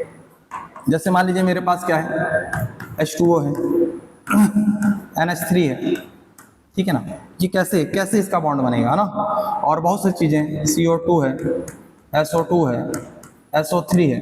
देखो आप ये देख पा रहे होगे, सब नॉन मेटल है। क्या है, सब लाइन से नॉन मेटल है। जैसे हम बात करें वाटर की, वाटर कैसे बना होगा, तो दो तीन चीजें आपको निकाल लेनी है। एक तो क्यू निकाल लेना है, एक बॉन्ड पेयर्स कितने हैं, और एक लोन पेयर कितने हैं। तीन चीजें निकालनी है, Q, bond pair, lone pair, electron कितने हैं निकाल लेना। जैसे हमको वाटर का अगर बनाना है, तो वाटर में जितने इलेक्ट्रॉन है सब निकालो, ऑक्सीजन और हाइड्रोजन। ऑक्सीजन के पास कितने इलेक्ट्रॉन है, 6। हाइड्रोजन के पास कितने इलेक्ट्रॉन है, 1। यहाँ पे 2 हाइड्रोजन है, इसका मतलब 6 2 8 आप क्यू हो जाएगी। क्यू कैसे निकलता है, valence electron of all the atom. कोई प्लस है तो उसको, कोई पॉजिटिव चार्ज रखता है तो उतना प्लस घटा दो, कोई नेगेटिव चार्ज रखता है तो उतना ऐड कर दो। मतलब नेगेटिव चार्ज को जोड़ा जाता है और पॉजिटिव चार्ज को घटा दिया जाता है, ठीक है। अच्छा, सबसे पहले सेंट्रल एटम पहचानना सीखो बेटा। सेंट्रल एटम वो होता है जो नंबर में कम होता है, इलेक्ट्रोनेगेटिविटी जिसकी कम होती है, साइज में बड़ा होता है। बहुत सारे फैक्टर्स हैं, आप देख के धीरे धीरे समझ जाओगे कौन सेंट्रल एटम बनेगा। हाइड्रोजन कभी भी सेंट्रल एटम नहीं बनता, हाइड्रोजन को सेंट्रल एटम नहीं बनाना। चलिए, ऑक्सीजन को आपने सेंट्रल एटम बना दिया। सबसे पहले सिंगल बॉन्ड से कनेक्ट कर दीजिए। आप क्या करिए, सिंगल बॉन्ड से जोड़ दीजिए, जो भी peripheral atom, corner atom, single bond से जोड़ दिए। अब क्या करेंगे, क्यू में से बॉन्ड पेयर इलेक्ट्रॉन कितना हो गया बेटा, देखो 2 बॉन्ड बना, 1 बॉन्ड का मतलब 2 इलेक्ट्रॉन, 2 बॉन्ड का मतलब 2 2 4 इलेक्ट्रॉन, 4 इलेक्ट्रॉन आपके बॉन्ड पेयर आ गए। लोन पेयर कितना बचता है, 8 - 4 कितना हो जाएगा, 4। ये जो लोन पेयर बचा है, इससे आप सबसे पहले कॉर्नर एटम का क्या करते हैं, ऑक्टेट कंप्लीट करते हैं। कॉर्नर एटम का ऑक्टेट कंप्लीट करने की जरूरत यहाँ इसलिए नहीं, क्योंकि हाइड्रोजन और हाइड्रोजन डुप्लेट कंप्लीट करता है। एक बॉन्ड बनाया मतलब ये दोनों इसका भी है और ये दोनों इसका भी, यानी डुप्लेट कंप्लीट। कॉर्नर एटम को तो जरूरत नहीं, सेंट्रल एटम से पूछो, 2 तो 4, इसको 4 इलेक्ट्रॉन की कमी है ताकि ऑक्टेट कंप्लीट करे, तो ये चारों इलेक्ट्रॉन कौन ले लेगा, सेंट्रल एटम ले लेगा, ऑक्सीजन ले लेगा, और इसका ऑक्टेट कंप्लीट होगा। देखो इसका डुप्लेट कंप्लीट, इसका ऑक्टेट कंप्लीट, मस्त एकदम पड़ा हुआ है, ठीक है। ये तो बहुत छोटी सी बात हो गई। अगला स्ट्रक्चर देखिए, मान लीजिए NH3 का बनाना हमको, किसका बनाना है, NH3 का हमको बनाना है। कैसे बनेगा, देखिए, क्यू निकाल लीजिए। क्यू कितना हो जाएगा, वैलेंस इलेक्ट्रॉन 3 हो जाएंगे, 1 × 3 1 × 3, और इसका कितना हो जाएगा 5, 5 और 3 कितना हो गया 8। कोई पॉजिटिव होता तो हटा देते, कोई नेगेटिव चार्ज है नहीं, है ना, पॉजिटिव नेगेटिव है नहीं तो टेंशन नहीं लेना। अच्छा, बॉन्ड पेयर इलेक्ट्रॉन कैसे निकालते हैं बेटा, सेंट्रल एटम समझ गए होगे तुरंत, नाइट्रोजन। क्यों, हाइड्रोजन बन ही नहीं सकता। जितने भी कॉर्नर एटम है उनको सिंगल बॉन्ड से क्या करिए, कनेक्ट कर लीजिए। अब देखिए, एक बॉन्ड मतलब 2 इलेक्ट्रॉन, 2 2 4 2 6। बॉन्ड पेयर इलेक्ट्रॉन निकालने का सबसे आसान तरीका, जितने बॉन्ड है उसको 2 से मल्टीप्लाई कर दिए, 6 हो गया। लोन पेयर इलेक्ट्रॉन कितने हो जाएंगे, इसको क्यू में से बॉन्ड पेयर इलेक्ट्रॉन माइनस कर देते हैं 2। इससे पूछिए, duplet complete, duplet complete, duplet नहीं, जरूरत ही नहीं। इसको जरूरत है 2 2 4 2 6, हाँ जरूरत है, 2 इलेक्ट्रॉन की जरूरत है ऑक्टेट कंप्लीट करने के लिए। 2 2 4 2 6 2 8, स्टेबिलिटी पाने के लिए तो सब कुछ कर रहे हैं। हाँ, इधर देखिए, ऑक्टेट कंप्लीट हो गया, मस्त स्ट्रक्चर बना करके ऐसे रहेगा। इसीलिए जब भी आप NH3 देखते होंगे ना, NH3 के ऊपर लोन पेयर होता है। H2O देखते होंगे ना, एक दिखाते हैं, 2 2 लोन पेयर होते हैं यहाँ पे, ठीक है। आइए नेक्स्ट, आप बात कर लीजिए CO2 की। CO2 कैसे बना होगा, CO2 कैसे बना होगा, तो सबसे पहले क्यू निकाल लीजिए। क्यू कितना आएगा, क्यू वैलेंस इलेक्ट्रॉन, ऑक्सीजन के 6 6 दूनी 12 और 4, कार्बन की 4 ही वैलेंस इलेक्ट्रॉन होते हैं, आप लिख के देख लीजिए। कार्बन का एटॉमिक नंबर 6,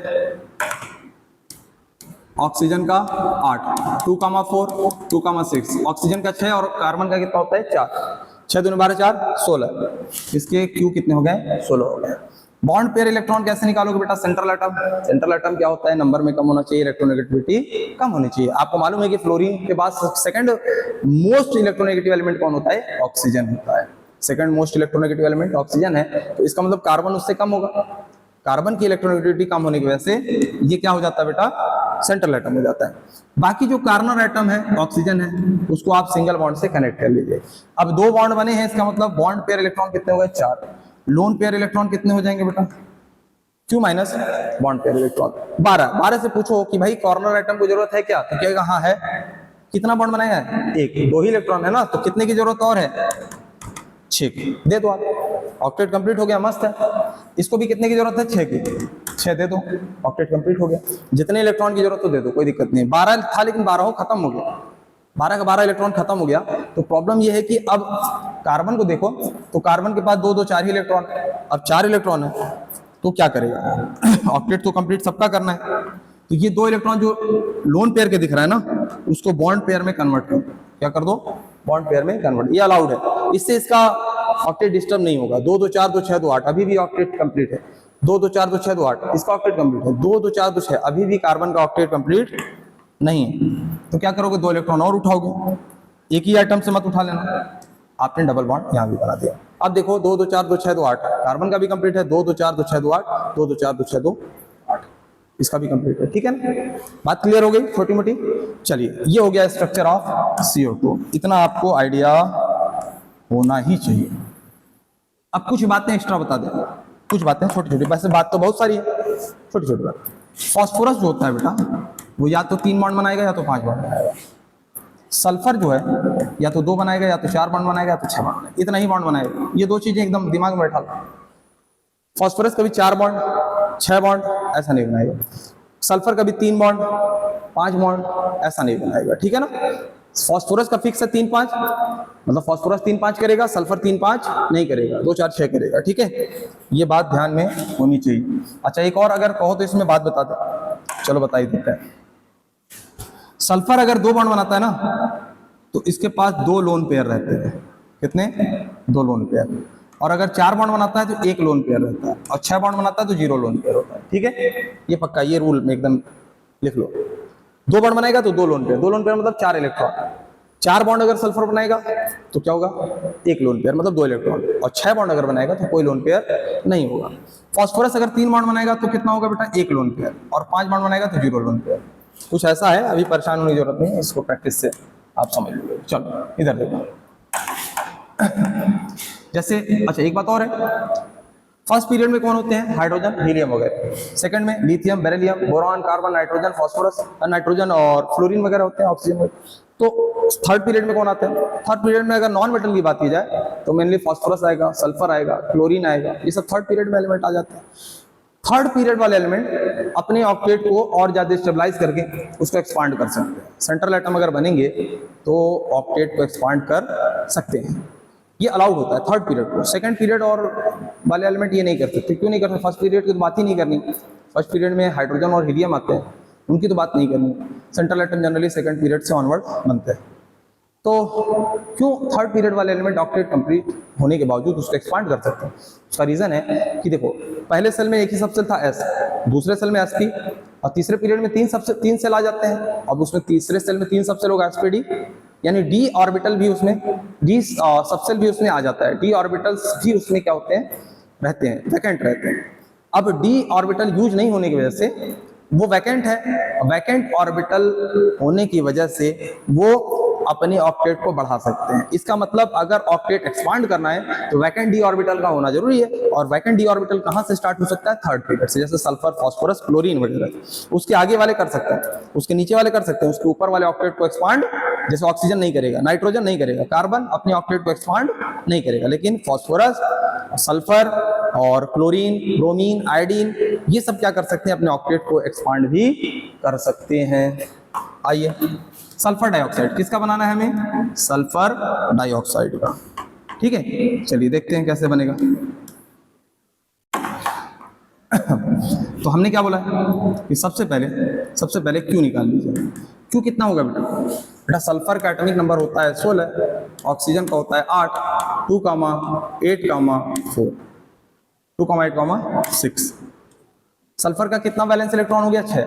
ऑक्सीजन का देखिए 2, 6, 6 2 8, 6, हाँ चलिए 6 सल्फर का भी और 6 ऑक्सीजन का भी। अब तो कमाल हो गया भाई, 6 दूनी 12, 6 18, कोई प्लस माइनस है नहीं, तो आप क्या करिए Q को 18 लिख लो, ठीक है।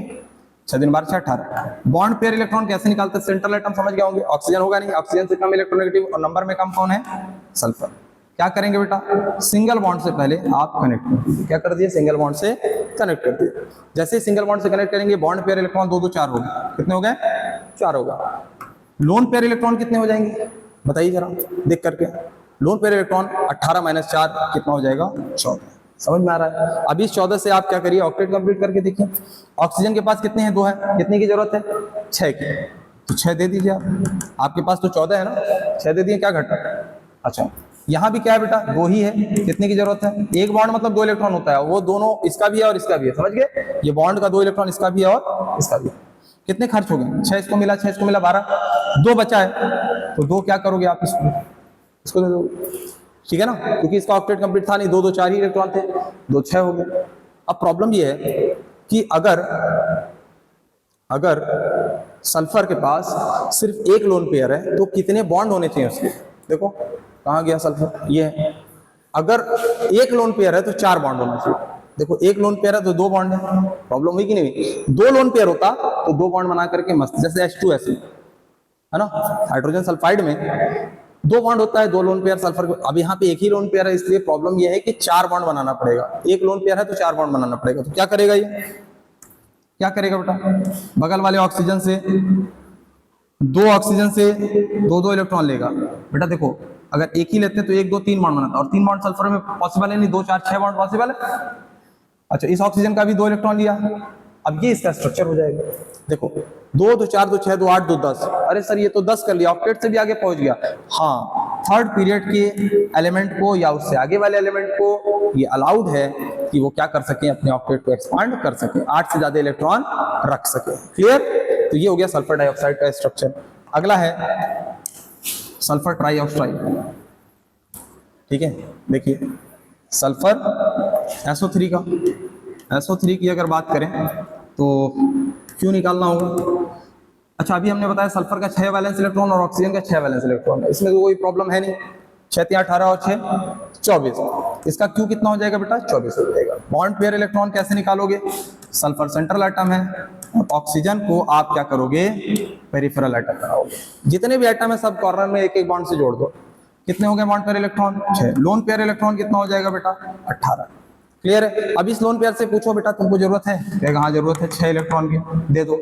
इसको भी 6 की जरूरत है भाई, 2 और 6 8। ऑक्टेट कंप्लीट करना है कि नहीं करना है? स्विच डॉट स्ट्रक्चर में बेसिक आपको पता होगा बेटा, ऑक्टेट कंप्लीट करना ही करना, उसकी एक्सपांड करना है वो अलग बात है। अच्छा 18 खर्च, इसको 2 2 4 2 6। ओ ये तो दिक्कत हो गई, इसके पास तो ऑक्टेट कंप्लीट नहीं है। तो क्या करो, बगल वाले आइटम से एक लोन पेयर उठाओ, डबल बॉन्ड। इस लोन पेयर उठाने से इसका कोई दिक्कत? 2 2 4 2 6 2 8, कोई दिक्कत नहीं, कोई भी प्रॉब्लम नहीं है।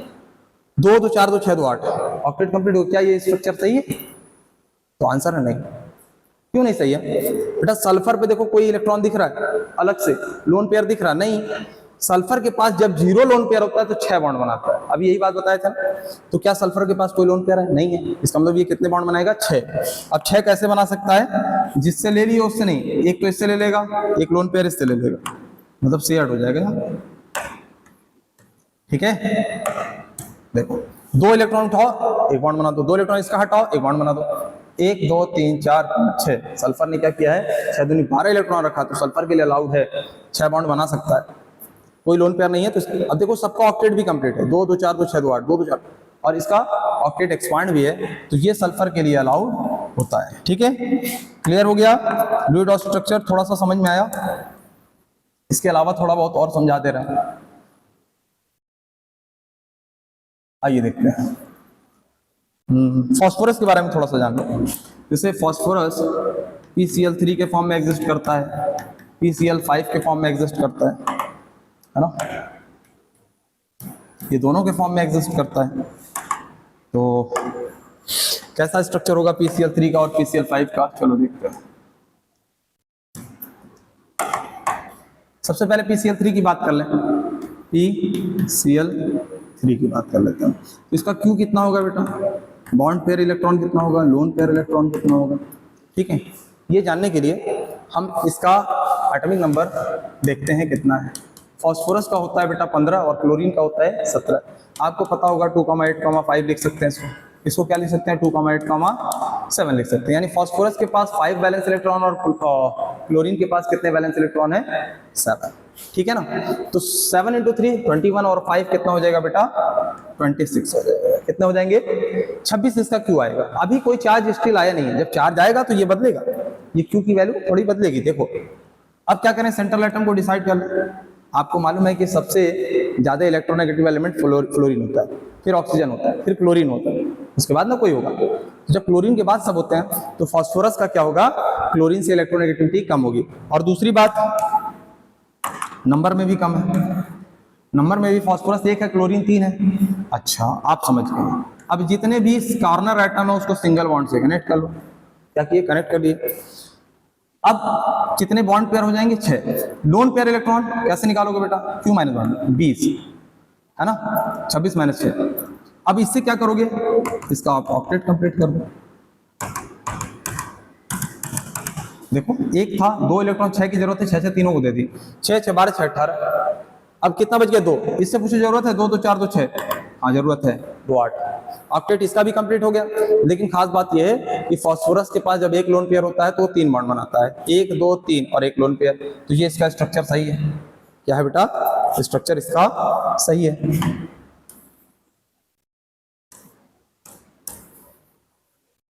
लेकिन वहीं अगर हम बात करें PCl5, किसकी बात करें, PCl5 की। PCl5 में क्या होगा, क्यों निकाल लो। इसके कितने होते हैं वैलेंस इलेक्ट्रॉन 7, क्लोरीन 7 × 5 कितना हो जाएगा 35, और फास्फोरस का कितना होता है 5, क्यू कितना आ जाएगा 40। बॉन्ड पेयर इलेक्ट्रॉन कितने हो जाएंगे बेटा, बॉन्ड पेयर इलेक्ट्रॉन कितने हो जाएंगे। सेंट्रल एटम पहचान गए होगे, कुछ बोलने की जरूरत नहीं। सर ये ऐसे कैसे बना दिया, ये धीरे धीरे आइडिया हो जाएगा। आप जो बच्चे पढ़ चुके होंगे उनको आइडिया होगा भी।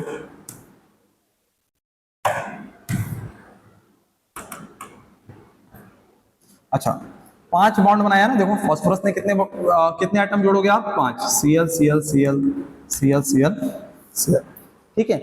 अच्छा तो बॉन्ड पेयर इलेक्ट्रॉन आपको 7 दिख रहे हैं, कितने हो गए 10। लोन पेयर इलेक्ट्रॉन कितने आ जाएंगे 30। आप कॉर्नर एटम से पूछो क्या आपको जरूरत है, तो कहेगा हाँ 6 इलेक्ट्रॉन की जरूरत है। भाई ऑक्टेट कंप्लीट करने के लिए 2 2 4 2 6 2 8, 2 2 4 2 6 2 8 दे दो। मैक्सिमम उतना ही दे सकते हो जितना हो आपके पास, 30 में से आप 35 नहीं दे सकते हो कहीं। तो 6 6 12 6 18 6 24 6 30 इलेक्ट्रॉन हमारा पूरा खर्च हो गया। अब कोई लोन पेयर बचा नहीं, कोई इलेक्ट्रॉन ऐसा नहीं बचा कि हम फास्फोरस को उठा के दे दें। अच्छा स्टिल देखो फास्फोरस का क्या है मामला, 2 2 4 2 6 2 8 2 10 इसने ऑलरेडी 0 बॉन्ड बनाया और 0 लोन पेयर और 5 बॉन्ड बनाया। देखो 0 इसके पास लोन पेयर और 5 बॉन्ड बना सकता है, ये रूल था ना। 0 इसके पास लोन पेयर और 5 बॉन्ड बना करके, 5 बॉन्ड का मतलब 10 इलेक्ट्रॉन। ऑक्टेट ऑलरेडी इसने एक्सपांड किया है, मोर स्टेबल बन करके बैठा हुआ है। क्लियर हो गई इतनी बात। इतनी बात जब क्लियर हो गई तो अब देखते हैं थोड़ा सा चार्ज वगैरह अगर आ जाता है तो उसका स्ट्रक्चर कैसे बनाता है। किसी एटम पे अगर मान लो चार्ज आ गया,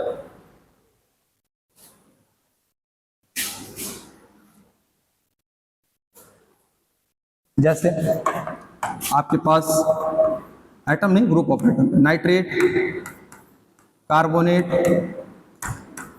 नाइट्राइट, सल्फेट, सल्फाइड, बहुत सारे ऐसे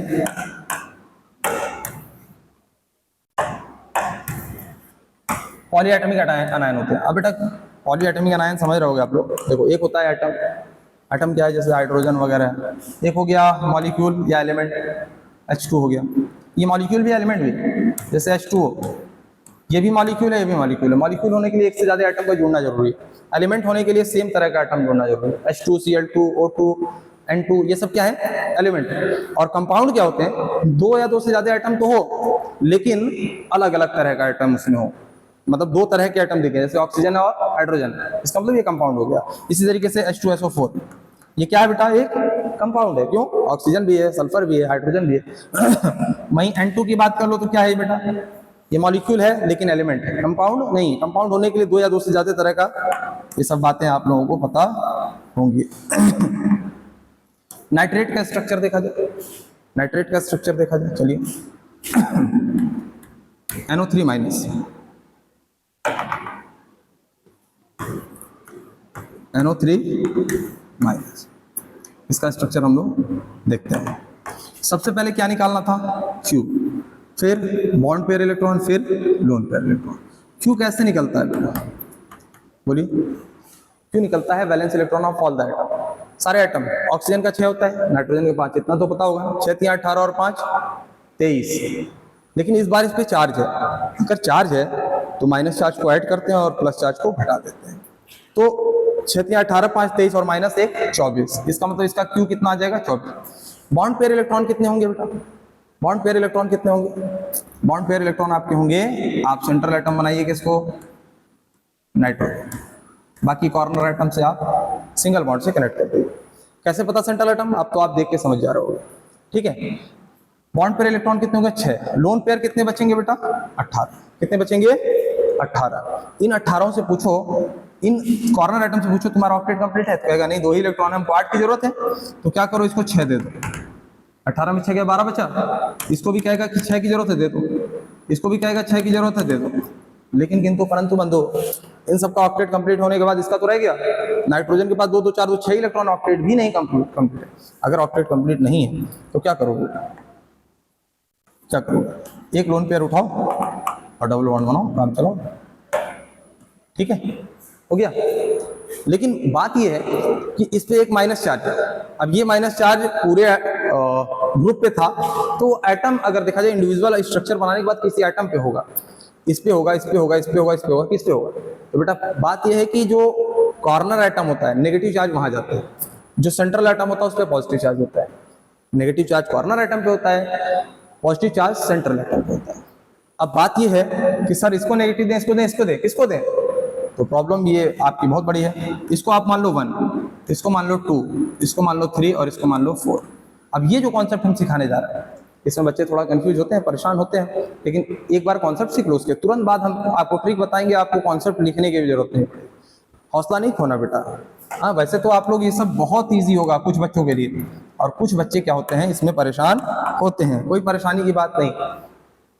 और चलिए थोड़ा सा इसको बड़ा कर देते हैं, शायद उतने अच्छे से विजिबल नहीं। चलिए देखिए, आपको निकालना है formal charge. Formal charge, formal charge का कॉन्सेप्ट अगर हम ना बताएं तो भी काम चल जाएगा, लेकिन चलिए एक बार आप देख लीजिए, ट्राई करिए। हम देखें पहले एटम पे कितना चार्ज है, फॉर्मल चार्ज, ठीक है ना। Formal charge on first atom कितना है? तो फॉर्मल चार्ज फर्स्ट एटम पे निकालने के लिए, फॉर्मल चार्ज निकालने का तरीका क्या होता है बेटा? वैलेंस इलेक्ट्रॉन है ना, minus minus lone pair electron minus bond pair electron divided by 2। ये एक फॉर्मूला है जिसको आप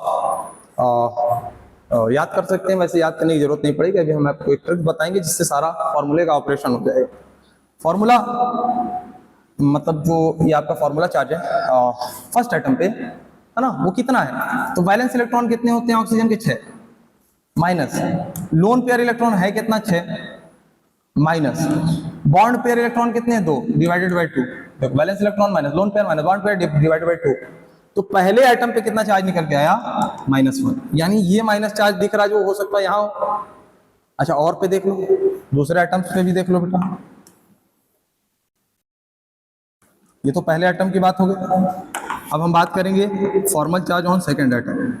इस पे second valence electron minus lone pair minus bond pair divided by 2। Still आप याद रखिए, इसकी जरूरत नहीं पड़ेगी, अभी मैं एक ट्रिक बताऊंगा सब गायब हो जाएगी। वैलेंस इलेक्ट्रॉन कितने होते हैं बेटा? 6 sorry valence electron minus lone pair, ठीक है 6। लोन पेयर कितने बेटा? 6। बॉन्ड पेयर कितने हैं? 2 डिवाइडेड बाय, एक बॉन्ड मतलब 2 इलेक्ट्रॉन, कितना आया बेटा? -1। अरे इस पे भी -1, इस पे भी -1, लेकिन यहाँ तो -1 ही दिख रहा है। 2 -1 दे देंगे तो -2 चार्ज हो जाएगा ना, तो प्रॉब्लम आ गई है। चलिए कोई बात नहीं, इसको स्टिल ऐसे लिखते हैं, यानी इस पे भी -1 है और इस पे भी -1 है, ठीक है।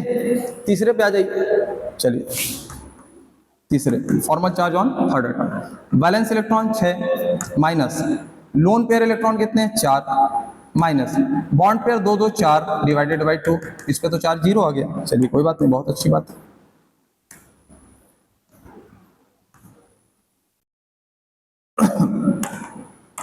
अब valence electron sorry formal charge on fourth atom, चौथे एटम पे देख लीजिए फॉर्मल चार्ज कितना है, इसको देख लीजिए।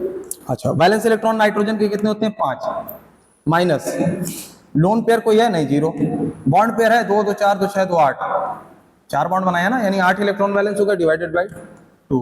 इस पे कितना आ रहा है प्लस का 1 आ रहा है भाई, 5 माइनस 4 कितना होगा प्लस का 1। इसका मतलब इन दोनों पे -1 था, -1 और इस पे क्या था 0 था, तीसरे पे देखिए 0 आया, और नाइट्रोजन पे कितना है +1। अब बात समझ में आई क्यों 2 माइनस आ रहा था बेटा, 1 प्लस 1 माइनस न्यूट्रल हो गया, ये जो एक्स्ट्रा माइनस है वही यहाँ पे दिख रहा है नाइट्रेट। ठीक है, क्लियर हुआ? नहीं क्लियर हुआ तो रिवाइज करके जल्दी से एक बार और देख लेना, कोई बात नहीं है ना। अब हम ट्रिक बताएंगे, एक बार और बता देते हैं इसको, उसके बाद हम क्या बताएंगे ट्रिक बताएंगे। कैसे? मान लो हमको बनाना है कार्बोनेट का स्ट्रक्चर, कार्बोनेट का स्ट्रक्चर कैसे बनेगा, क्यों निकाल लो, क्यों कितना हो जाएगा 6 3 18 4 22 और नेगेटिव चार्ज को जोड़ देते हैं 24। क्यों निकालने के लिए हमेशा समझो balance electron of all the atom plus negative charge minus positive charge, बात खत्म हो गई। तो नेगेटिव को जोड़ दिए, 6 3 18 4 22 2 24। बॉन्ड पेयर कैसे निकालेंगे बेटा, कार्बन है ऑक्सीजन है ऑक्सीजन, सिंगल बॉन्ड से कनेक्ट कर लो, सिंगल बॉन्ड से, लेकिन इस बार 3 है ना, CO2 का तो बना नहीं रहे, 3 है ना, तीनों जोड़ लो। ठीक है, अच्छा बॉन्ड पेयर इलेक्ट्रॉन कितने होंगे बेटा, 3 बॉन्ड मतलब 6 इलेक्ट्रॉन, लोन पेयर इलेक्ट्रॉन कितने होगा 18। कॉर्नर एटम से पूछो कि जरूरत है तो कहेगा हाँ 6 की हमको जरूरत है, 6 की हमको जरूरत है, 6 की हमको जरूरत है। ठीक है ना, हो गया बात। अच्छा अगली बात, इसका पूछो 2 2 4 2 6 ऑक्टेट कंप्लीट है ही नहीं, इसके लिए क्या करोगे बेटा, कार्बन के लिए आप क्या करेंगे, एक आप क्या उठाएंगे इसमें से लोन पेयर उठाएंगे और यहाँ पे डबल बॉन्ड। ठीक है, देखो 2 2 4 2 6 2 8 स्टिल उसका ऑक्टेट कंप्लीट है, सबका ऑक्टेट कंप्लीट है, 2 2 4 2 6 2 8 सबका ऑक्टेट कंप्लीट है। अब इसमें क्या है बेटा, इसमें क्या है, इसको हमने कह दिया कि चलो 1, इसकी नंबरिंग कर दी 2, इसकी नंबरिंग कर दी 3, इसकी नंबरिंग कर दी 4। ये करना नहीं है, ये सब करके टाइम खराब नहीं करना है। फॉर्मल चार्ज फर्स्ट एटम कैसे निकालोगे, वैलेंस इलेक्ट्रॉन 6 होते हैं, ऑक्सीजन के होते हैं, ये नहीं होते हैं, कार्बन के 4 होते हैं, नाइट्रोजन के 5 होते हैं, फॉस्फोरस के 5 होते हैं, वैलेंस इलेक्ट्रॉन क्लोरीन के 7 होते हैं, जो होते हैं 6 माइनस कितना वैलेंस इलेक्ट्रॉन जो होते हैं, लोन पेयर कितना प्रेजेंट है, लोन पेयर तो 3 ही प्रेजेंट है, लेकिन लोन पेयर इलेक्ट्रॉन कितने हो गए 3 × 2 6, 2 2 4 2 6 माइनस बॉन्ड पेयर कितने हैं, बॉन्ड पेयर 1 है, मतलब एक बॉन्ड मतलब 2 इलेक्ट्रॉन डिवाइडेड बाई 2 कितना आ गया, कितना आ गया -1, कितना आ गया,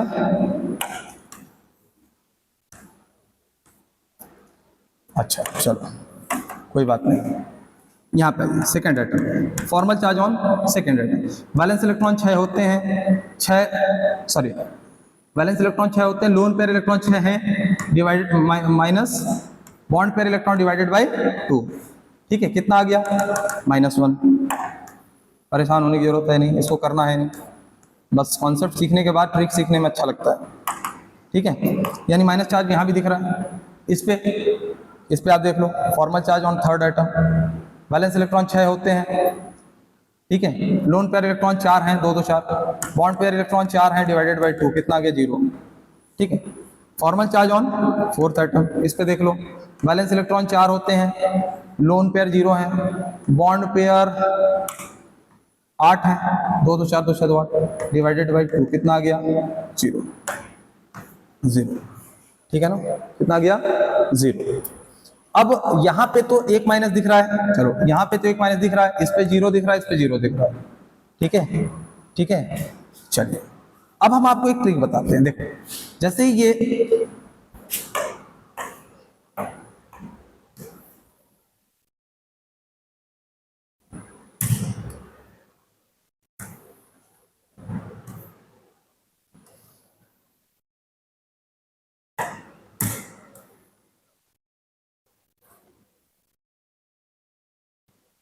चलो इधर बता देते हैं, कोई बात नहीं।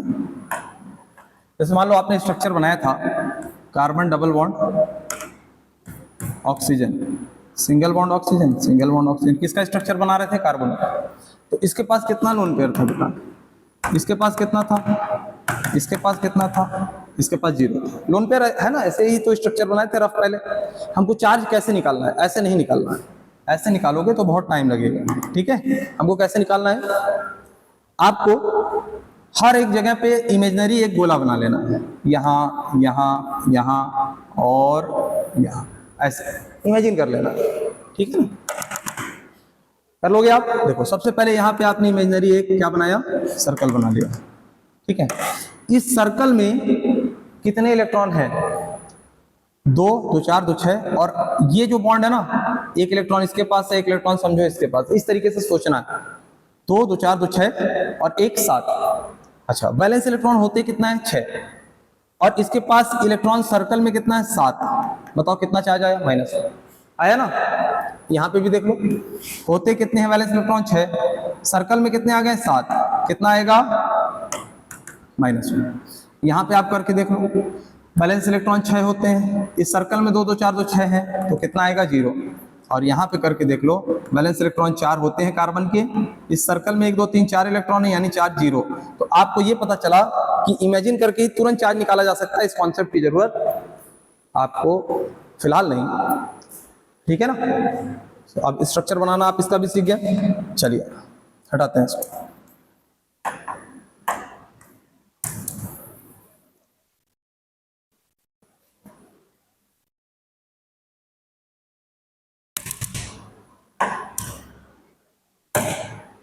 आइए चलिए देखते हैं सल्फर सल्फेट का देखते हैं, ठीक है। अब इसका स्ट्रक्चर देखने के लिए क्यों निकालना पड़ेगा? 6 चौक 24, 6 30, 2 32। इस पे तो आप लोग अब महारत हासिल कर चुके होंगे। चलिए, बॉन्ड पेयर इलेक्ट्रॉन कैसे निकालेंगे? सेंट्रल एटम सल्फर है, ठीक है, सेंट्रल एटम सल्फर है, और चारों ऑक्सीजन को हम क्या बना दे रहे हैं? पेरिफेरल एटम, कॉर्नर एटम, ठीक है। कहीं भी जोड़ दो, अभी फिलहाल के लिए परेशान नहीं होना। ऐसे बना दें कि सर ऐसे बना दें, है ना, ये तो सही नहीं है, लेकिन फिलहाल के लिए आप इसको ऐसे भी बना सकते हो, कोई दिक्कत नहीं। क्यों? क्योंकि अभी तो हम लोग ज्योमेट्री पढ़ नहीं रहे, अभी तो हम लोग को रफ स्ट्रक्चर लेना है, कौन किससे जुड़ा है, बस इतना आइडिया चाहिए। बॉन्ड पेयर इलेक्ट्रॉन कितने हैं बेटा? 8। 2 2 4 2 6 2 8। लोन पेयर इलेक्ट्रॉन कितने हो जाएंगे? 32 - 8 कितना हो जाएगा? 24 हो गया ना। अब 24 इलेक्ट्रॉन से कॉर्नर एटम को पूछे चाहिए, तो कहेगा हाँ चाहिए, तुरंत चाहिए, ठीक है। 24 इलेक्ट्रॉन पूरा हो गया, इनका खर्च हो गया, ऑक्टेट सबका कंप्लीट हो गया। इसका 2 2 4 2 6 2 8, और सर ऑक्टेट तो कंप्लीट है। लेकिन बेटा याद करो एक बात हम बोले थे, सल्फर 2 या 4 या 6 बॉन्ड बनाता है। 2 बॉन्ड बनाएगा तो 2 लोन पेयर होना चाहिए। अगर 4 बॉन्ड बनाएगा तो 1 लोन पेयर एटलीस्ट होना चाहिए, और अगर कोई लोन पेयर नहीं है तो 6 बॉन्ड बनाता है। देखो इसके पास कोई लोन पेयर बचा है कहीं से? भाई इसका 24 इलेक्ट्रॉन खर्च हो गया, इसके पास गया ही कहाँ? इसका मतलब लोन पेयर नहीं होने की वजह से कितना बॉन्ड बनाएगा? 6। 1 lone pair 4 bond, 0 lone pair 6 bond, और 2 लोन पेयर मतलब जैसे H2S 2 बॉन्ड बनाया ना, तो इसके पास 2 लोन पेयर होगा, ठीक है। SO2 4 बॉन्ड बनाया तो इसके पास 1 लोन पेयर होगा। SO3 अगर इसने 6 बॉन्ड बनाया तो कोई लोन पेयर, यानी आप याद कर लो इस तरीके से, इसमें कोई बहुत ज्यादा पढ़ाने वाली बात नहीं है। सल्फर 2 या 4 या 6 बॉन्ड बनाता है। 2 बॉन्ड कब बनाएगा? जब 2 लोन पेयर। 4 बॉन्ड कब बनाएगा? जब 1 लोन पेयर होगा। 6 बॉन्ड कब बनाएगा? जब 0 लोन पेयर। जब 0 लोन पेयर तो इसको 6 बॉन्ड बनाना मजबूरी है इसकी, तो क्या करेगा बताओ? बगल वाले सहायता लेगा, इससे सहायता ले लेगा, इससे सहायता ले लेगा। 6 बॉन्ड बनाना है, मान लो 1 बॉन्ड बनाते हैं तो 5 ही होता, 1 2 3 4 5, 5 अलाउड है नहीं, तो 6 बनाना पड़ेगा, ठीक है। बन गया 6 बॉन्ड। अब बताओ बेटा, अब बताओ ये जो 2 माइनस दिख रहा है वो कहाँ जाएगा? इस पे जाएगा, इस पे जाएगा, इस पे जाएगा, इस पे। सेंट्रल एटम पे तो माइनस होता नहीं, सेंट्रल एटम पे तो प्लस चार्ज होता है। चलो तो क्या करोगे बेटा? सर्कल बनाइए, काम चलाइए, सर्कल बनाइए, काम चलाइए, ठीक है ना। लेकिन इमेजिन करना है, अब बनाओ मत रियल। सर्कल बनाओगे बेटा तो इसके पास होते हैं कितने? 6 वैलेंस इलेक्ट्रॉन आएंगे कितने? 2 2 4 2 6 और 1 7, यानी इस पे क्या आएगा बेटा? 1 माइनस में चार्ज आएगा।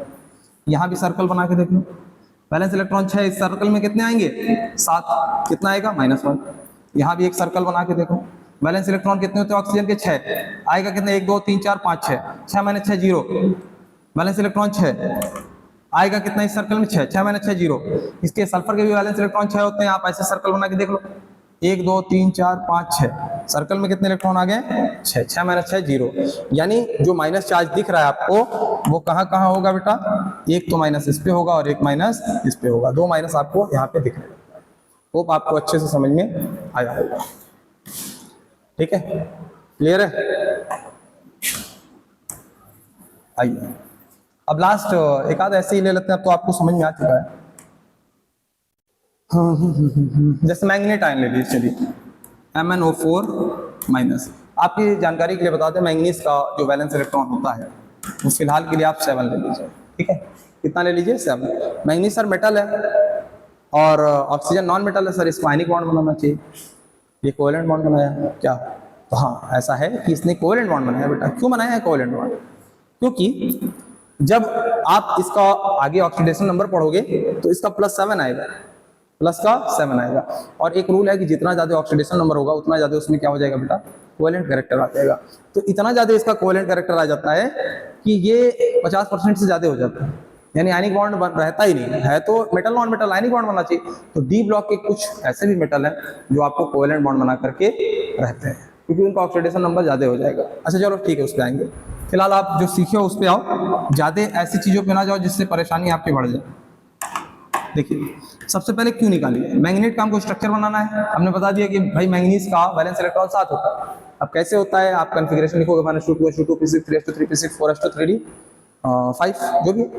तो डी वाले ब्लॉक के एलिमेंट जो होते हैं उसमें डी सबसेल को भी ले लेते हैं और एस सबसेल को भी ले लेते हैं। चलिए छोड़िए जाने। क्यों कैसे निकलेगा? ऑक्सीजन 4 × 6 होता है ना ऑक्सीजन, 6 × 4 कितना होगा? 24। 24 और 7 होता है मैंगनीज का, कितना हो गया? 31। और एक हो गया इसका 32। आया कि नहीं है? बॉन्ड पेयर इलेक्ट्रॉन कितने आ जाएंगे बताइए? बॉन्ड पेयर इलेक्ट्रॉन कितने आ जाएंगे? तो सर एक रफ स्ट्रक्चर बनाइए तो सही। ठीक है, मैंगनीज सेंट्रल एटम। अब सेंट्रल एटम में अगर जिसको परेशानी है उसके लिए कोई इलाज नहीं हो सकता। सेंट्रल एटम पहचान में आ जा रहा है, जो नंबर में कम हो, इलेक्ट्रोनेगेटिविटी इन दोनों में किसकी कम होगी? मैंगनीज की ही कम होगी स्टिल। ठीक है, बॉन्ड पेयर इलेक्ट्रॉन कितने हो जाएंगे? 8। लोन पेयर इलेक्ट्रॉन कितने हो जाएंगे बेटा? बताइए जल्दी। लोन पेयर इलेक्ट्रॉन हो जाएंगे 32 - 8 24। इससे क्या करोगे आप?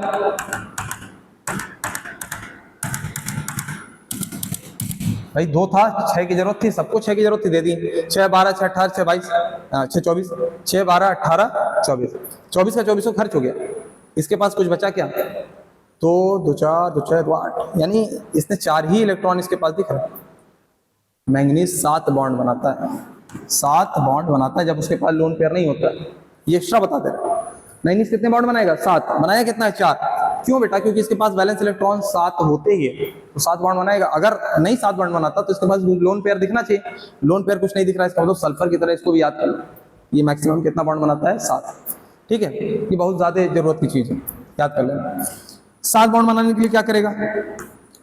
लोन पेयर उठाएगा, एक यहाँ बॉन्ड बनाएगा, एक लोन पेयर, एक यहाँ बॉन्ड, एक लोन पेयर, एक यहाँ बॉन्ड, हो जाएगा कि नहीं? 7 1 2 3। ठीक है बेटा।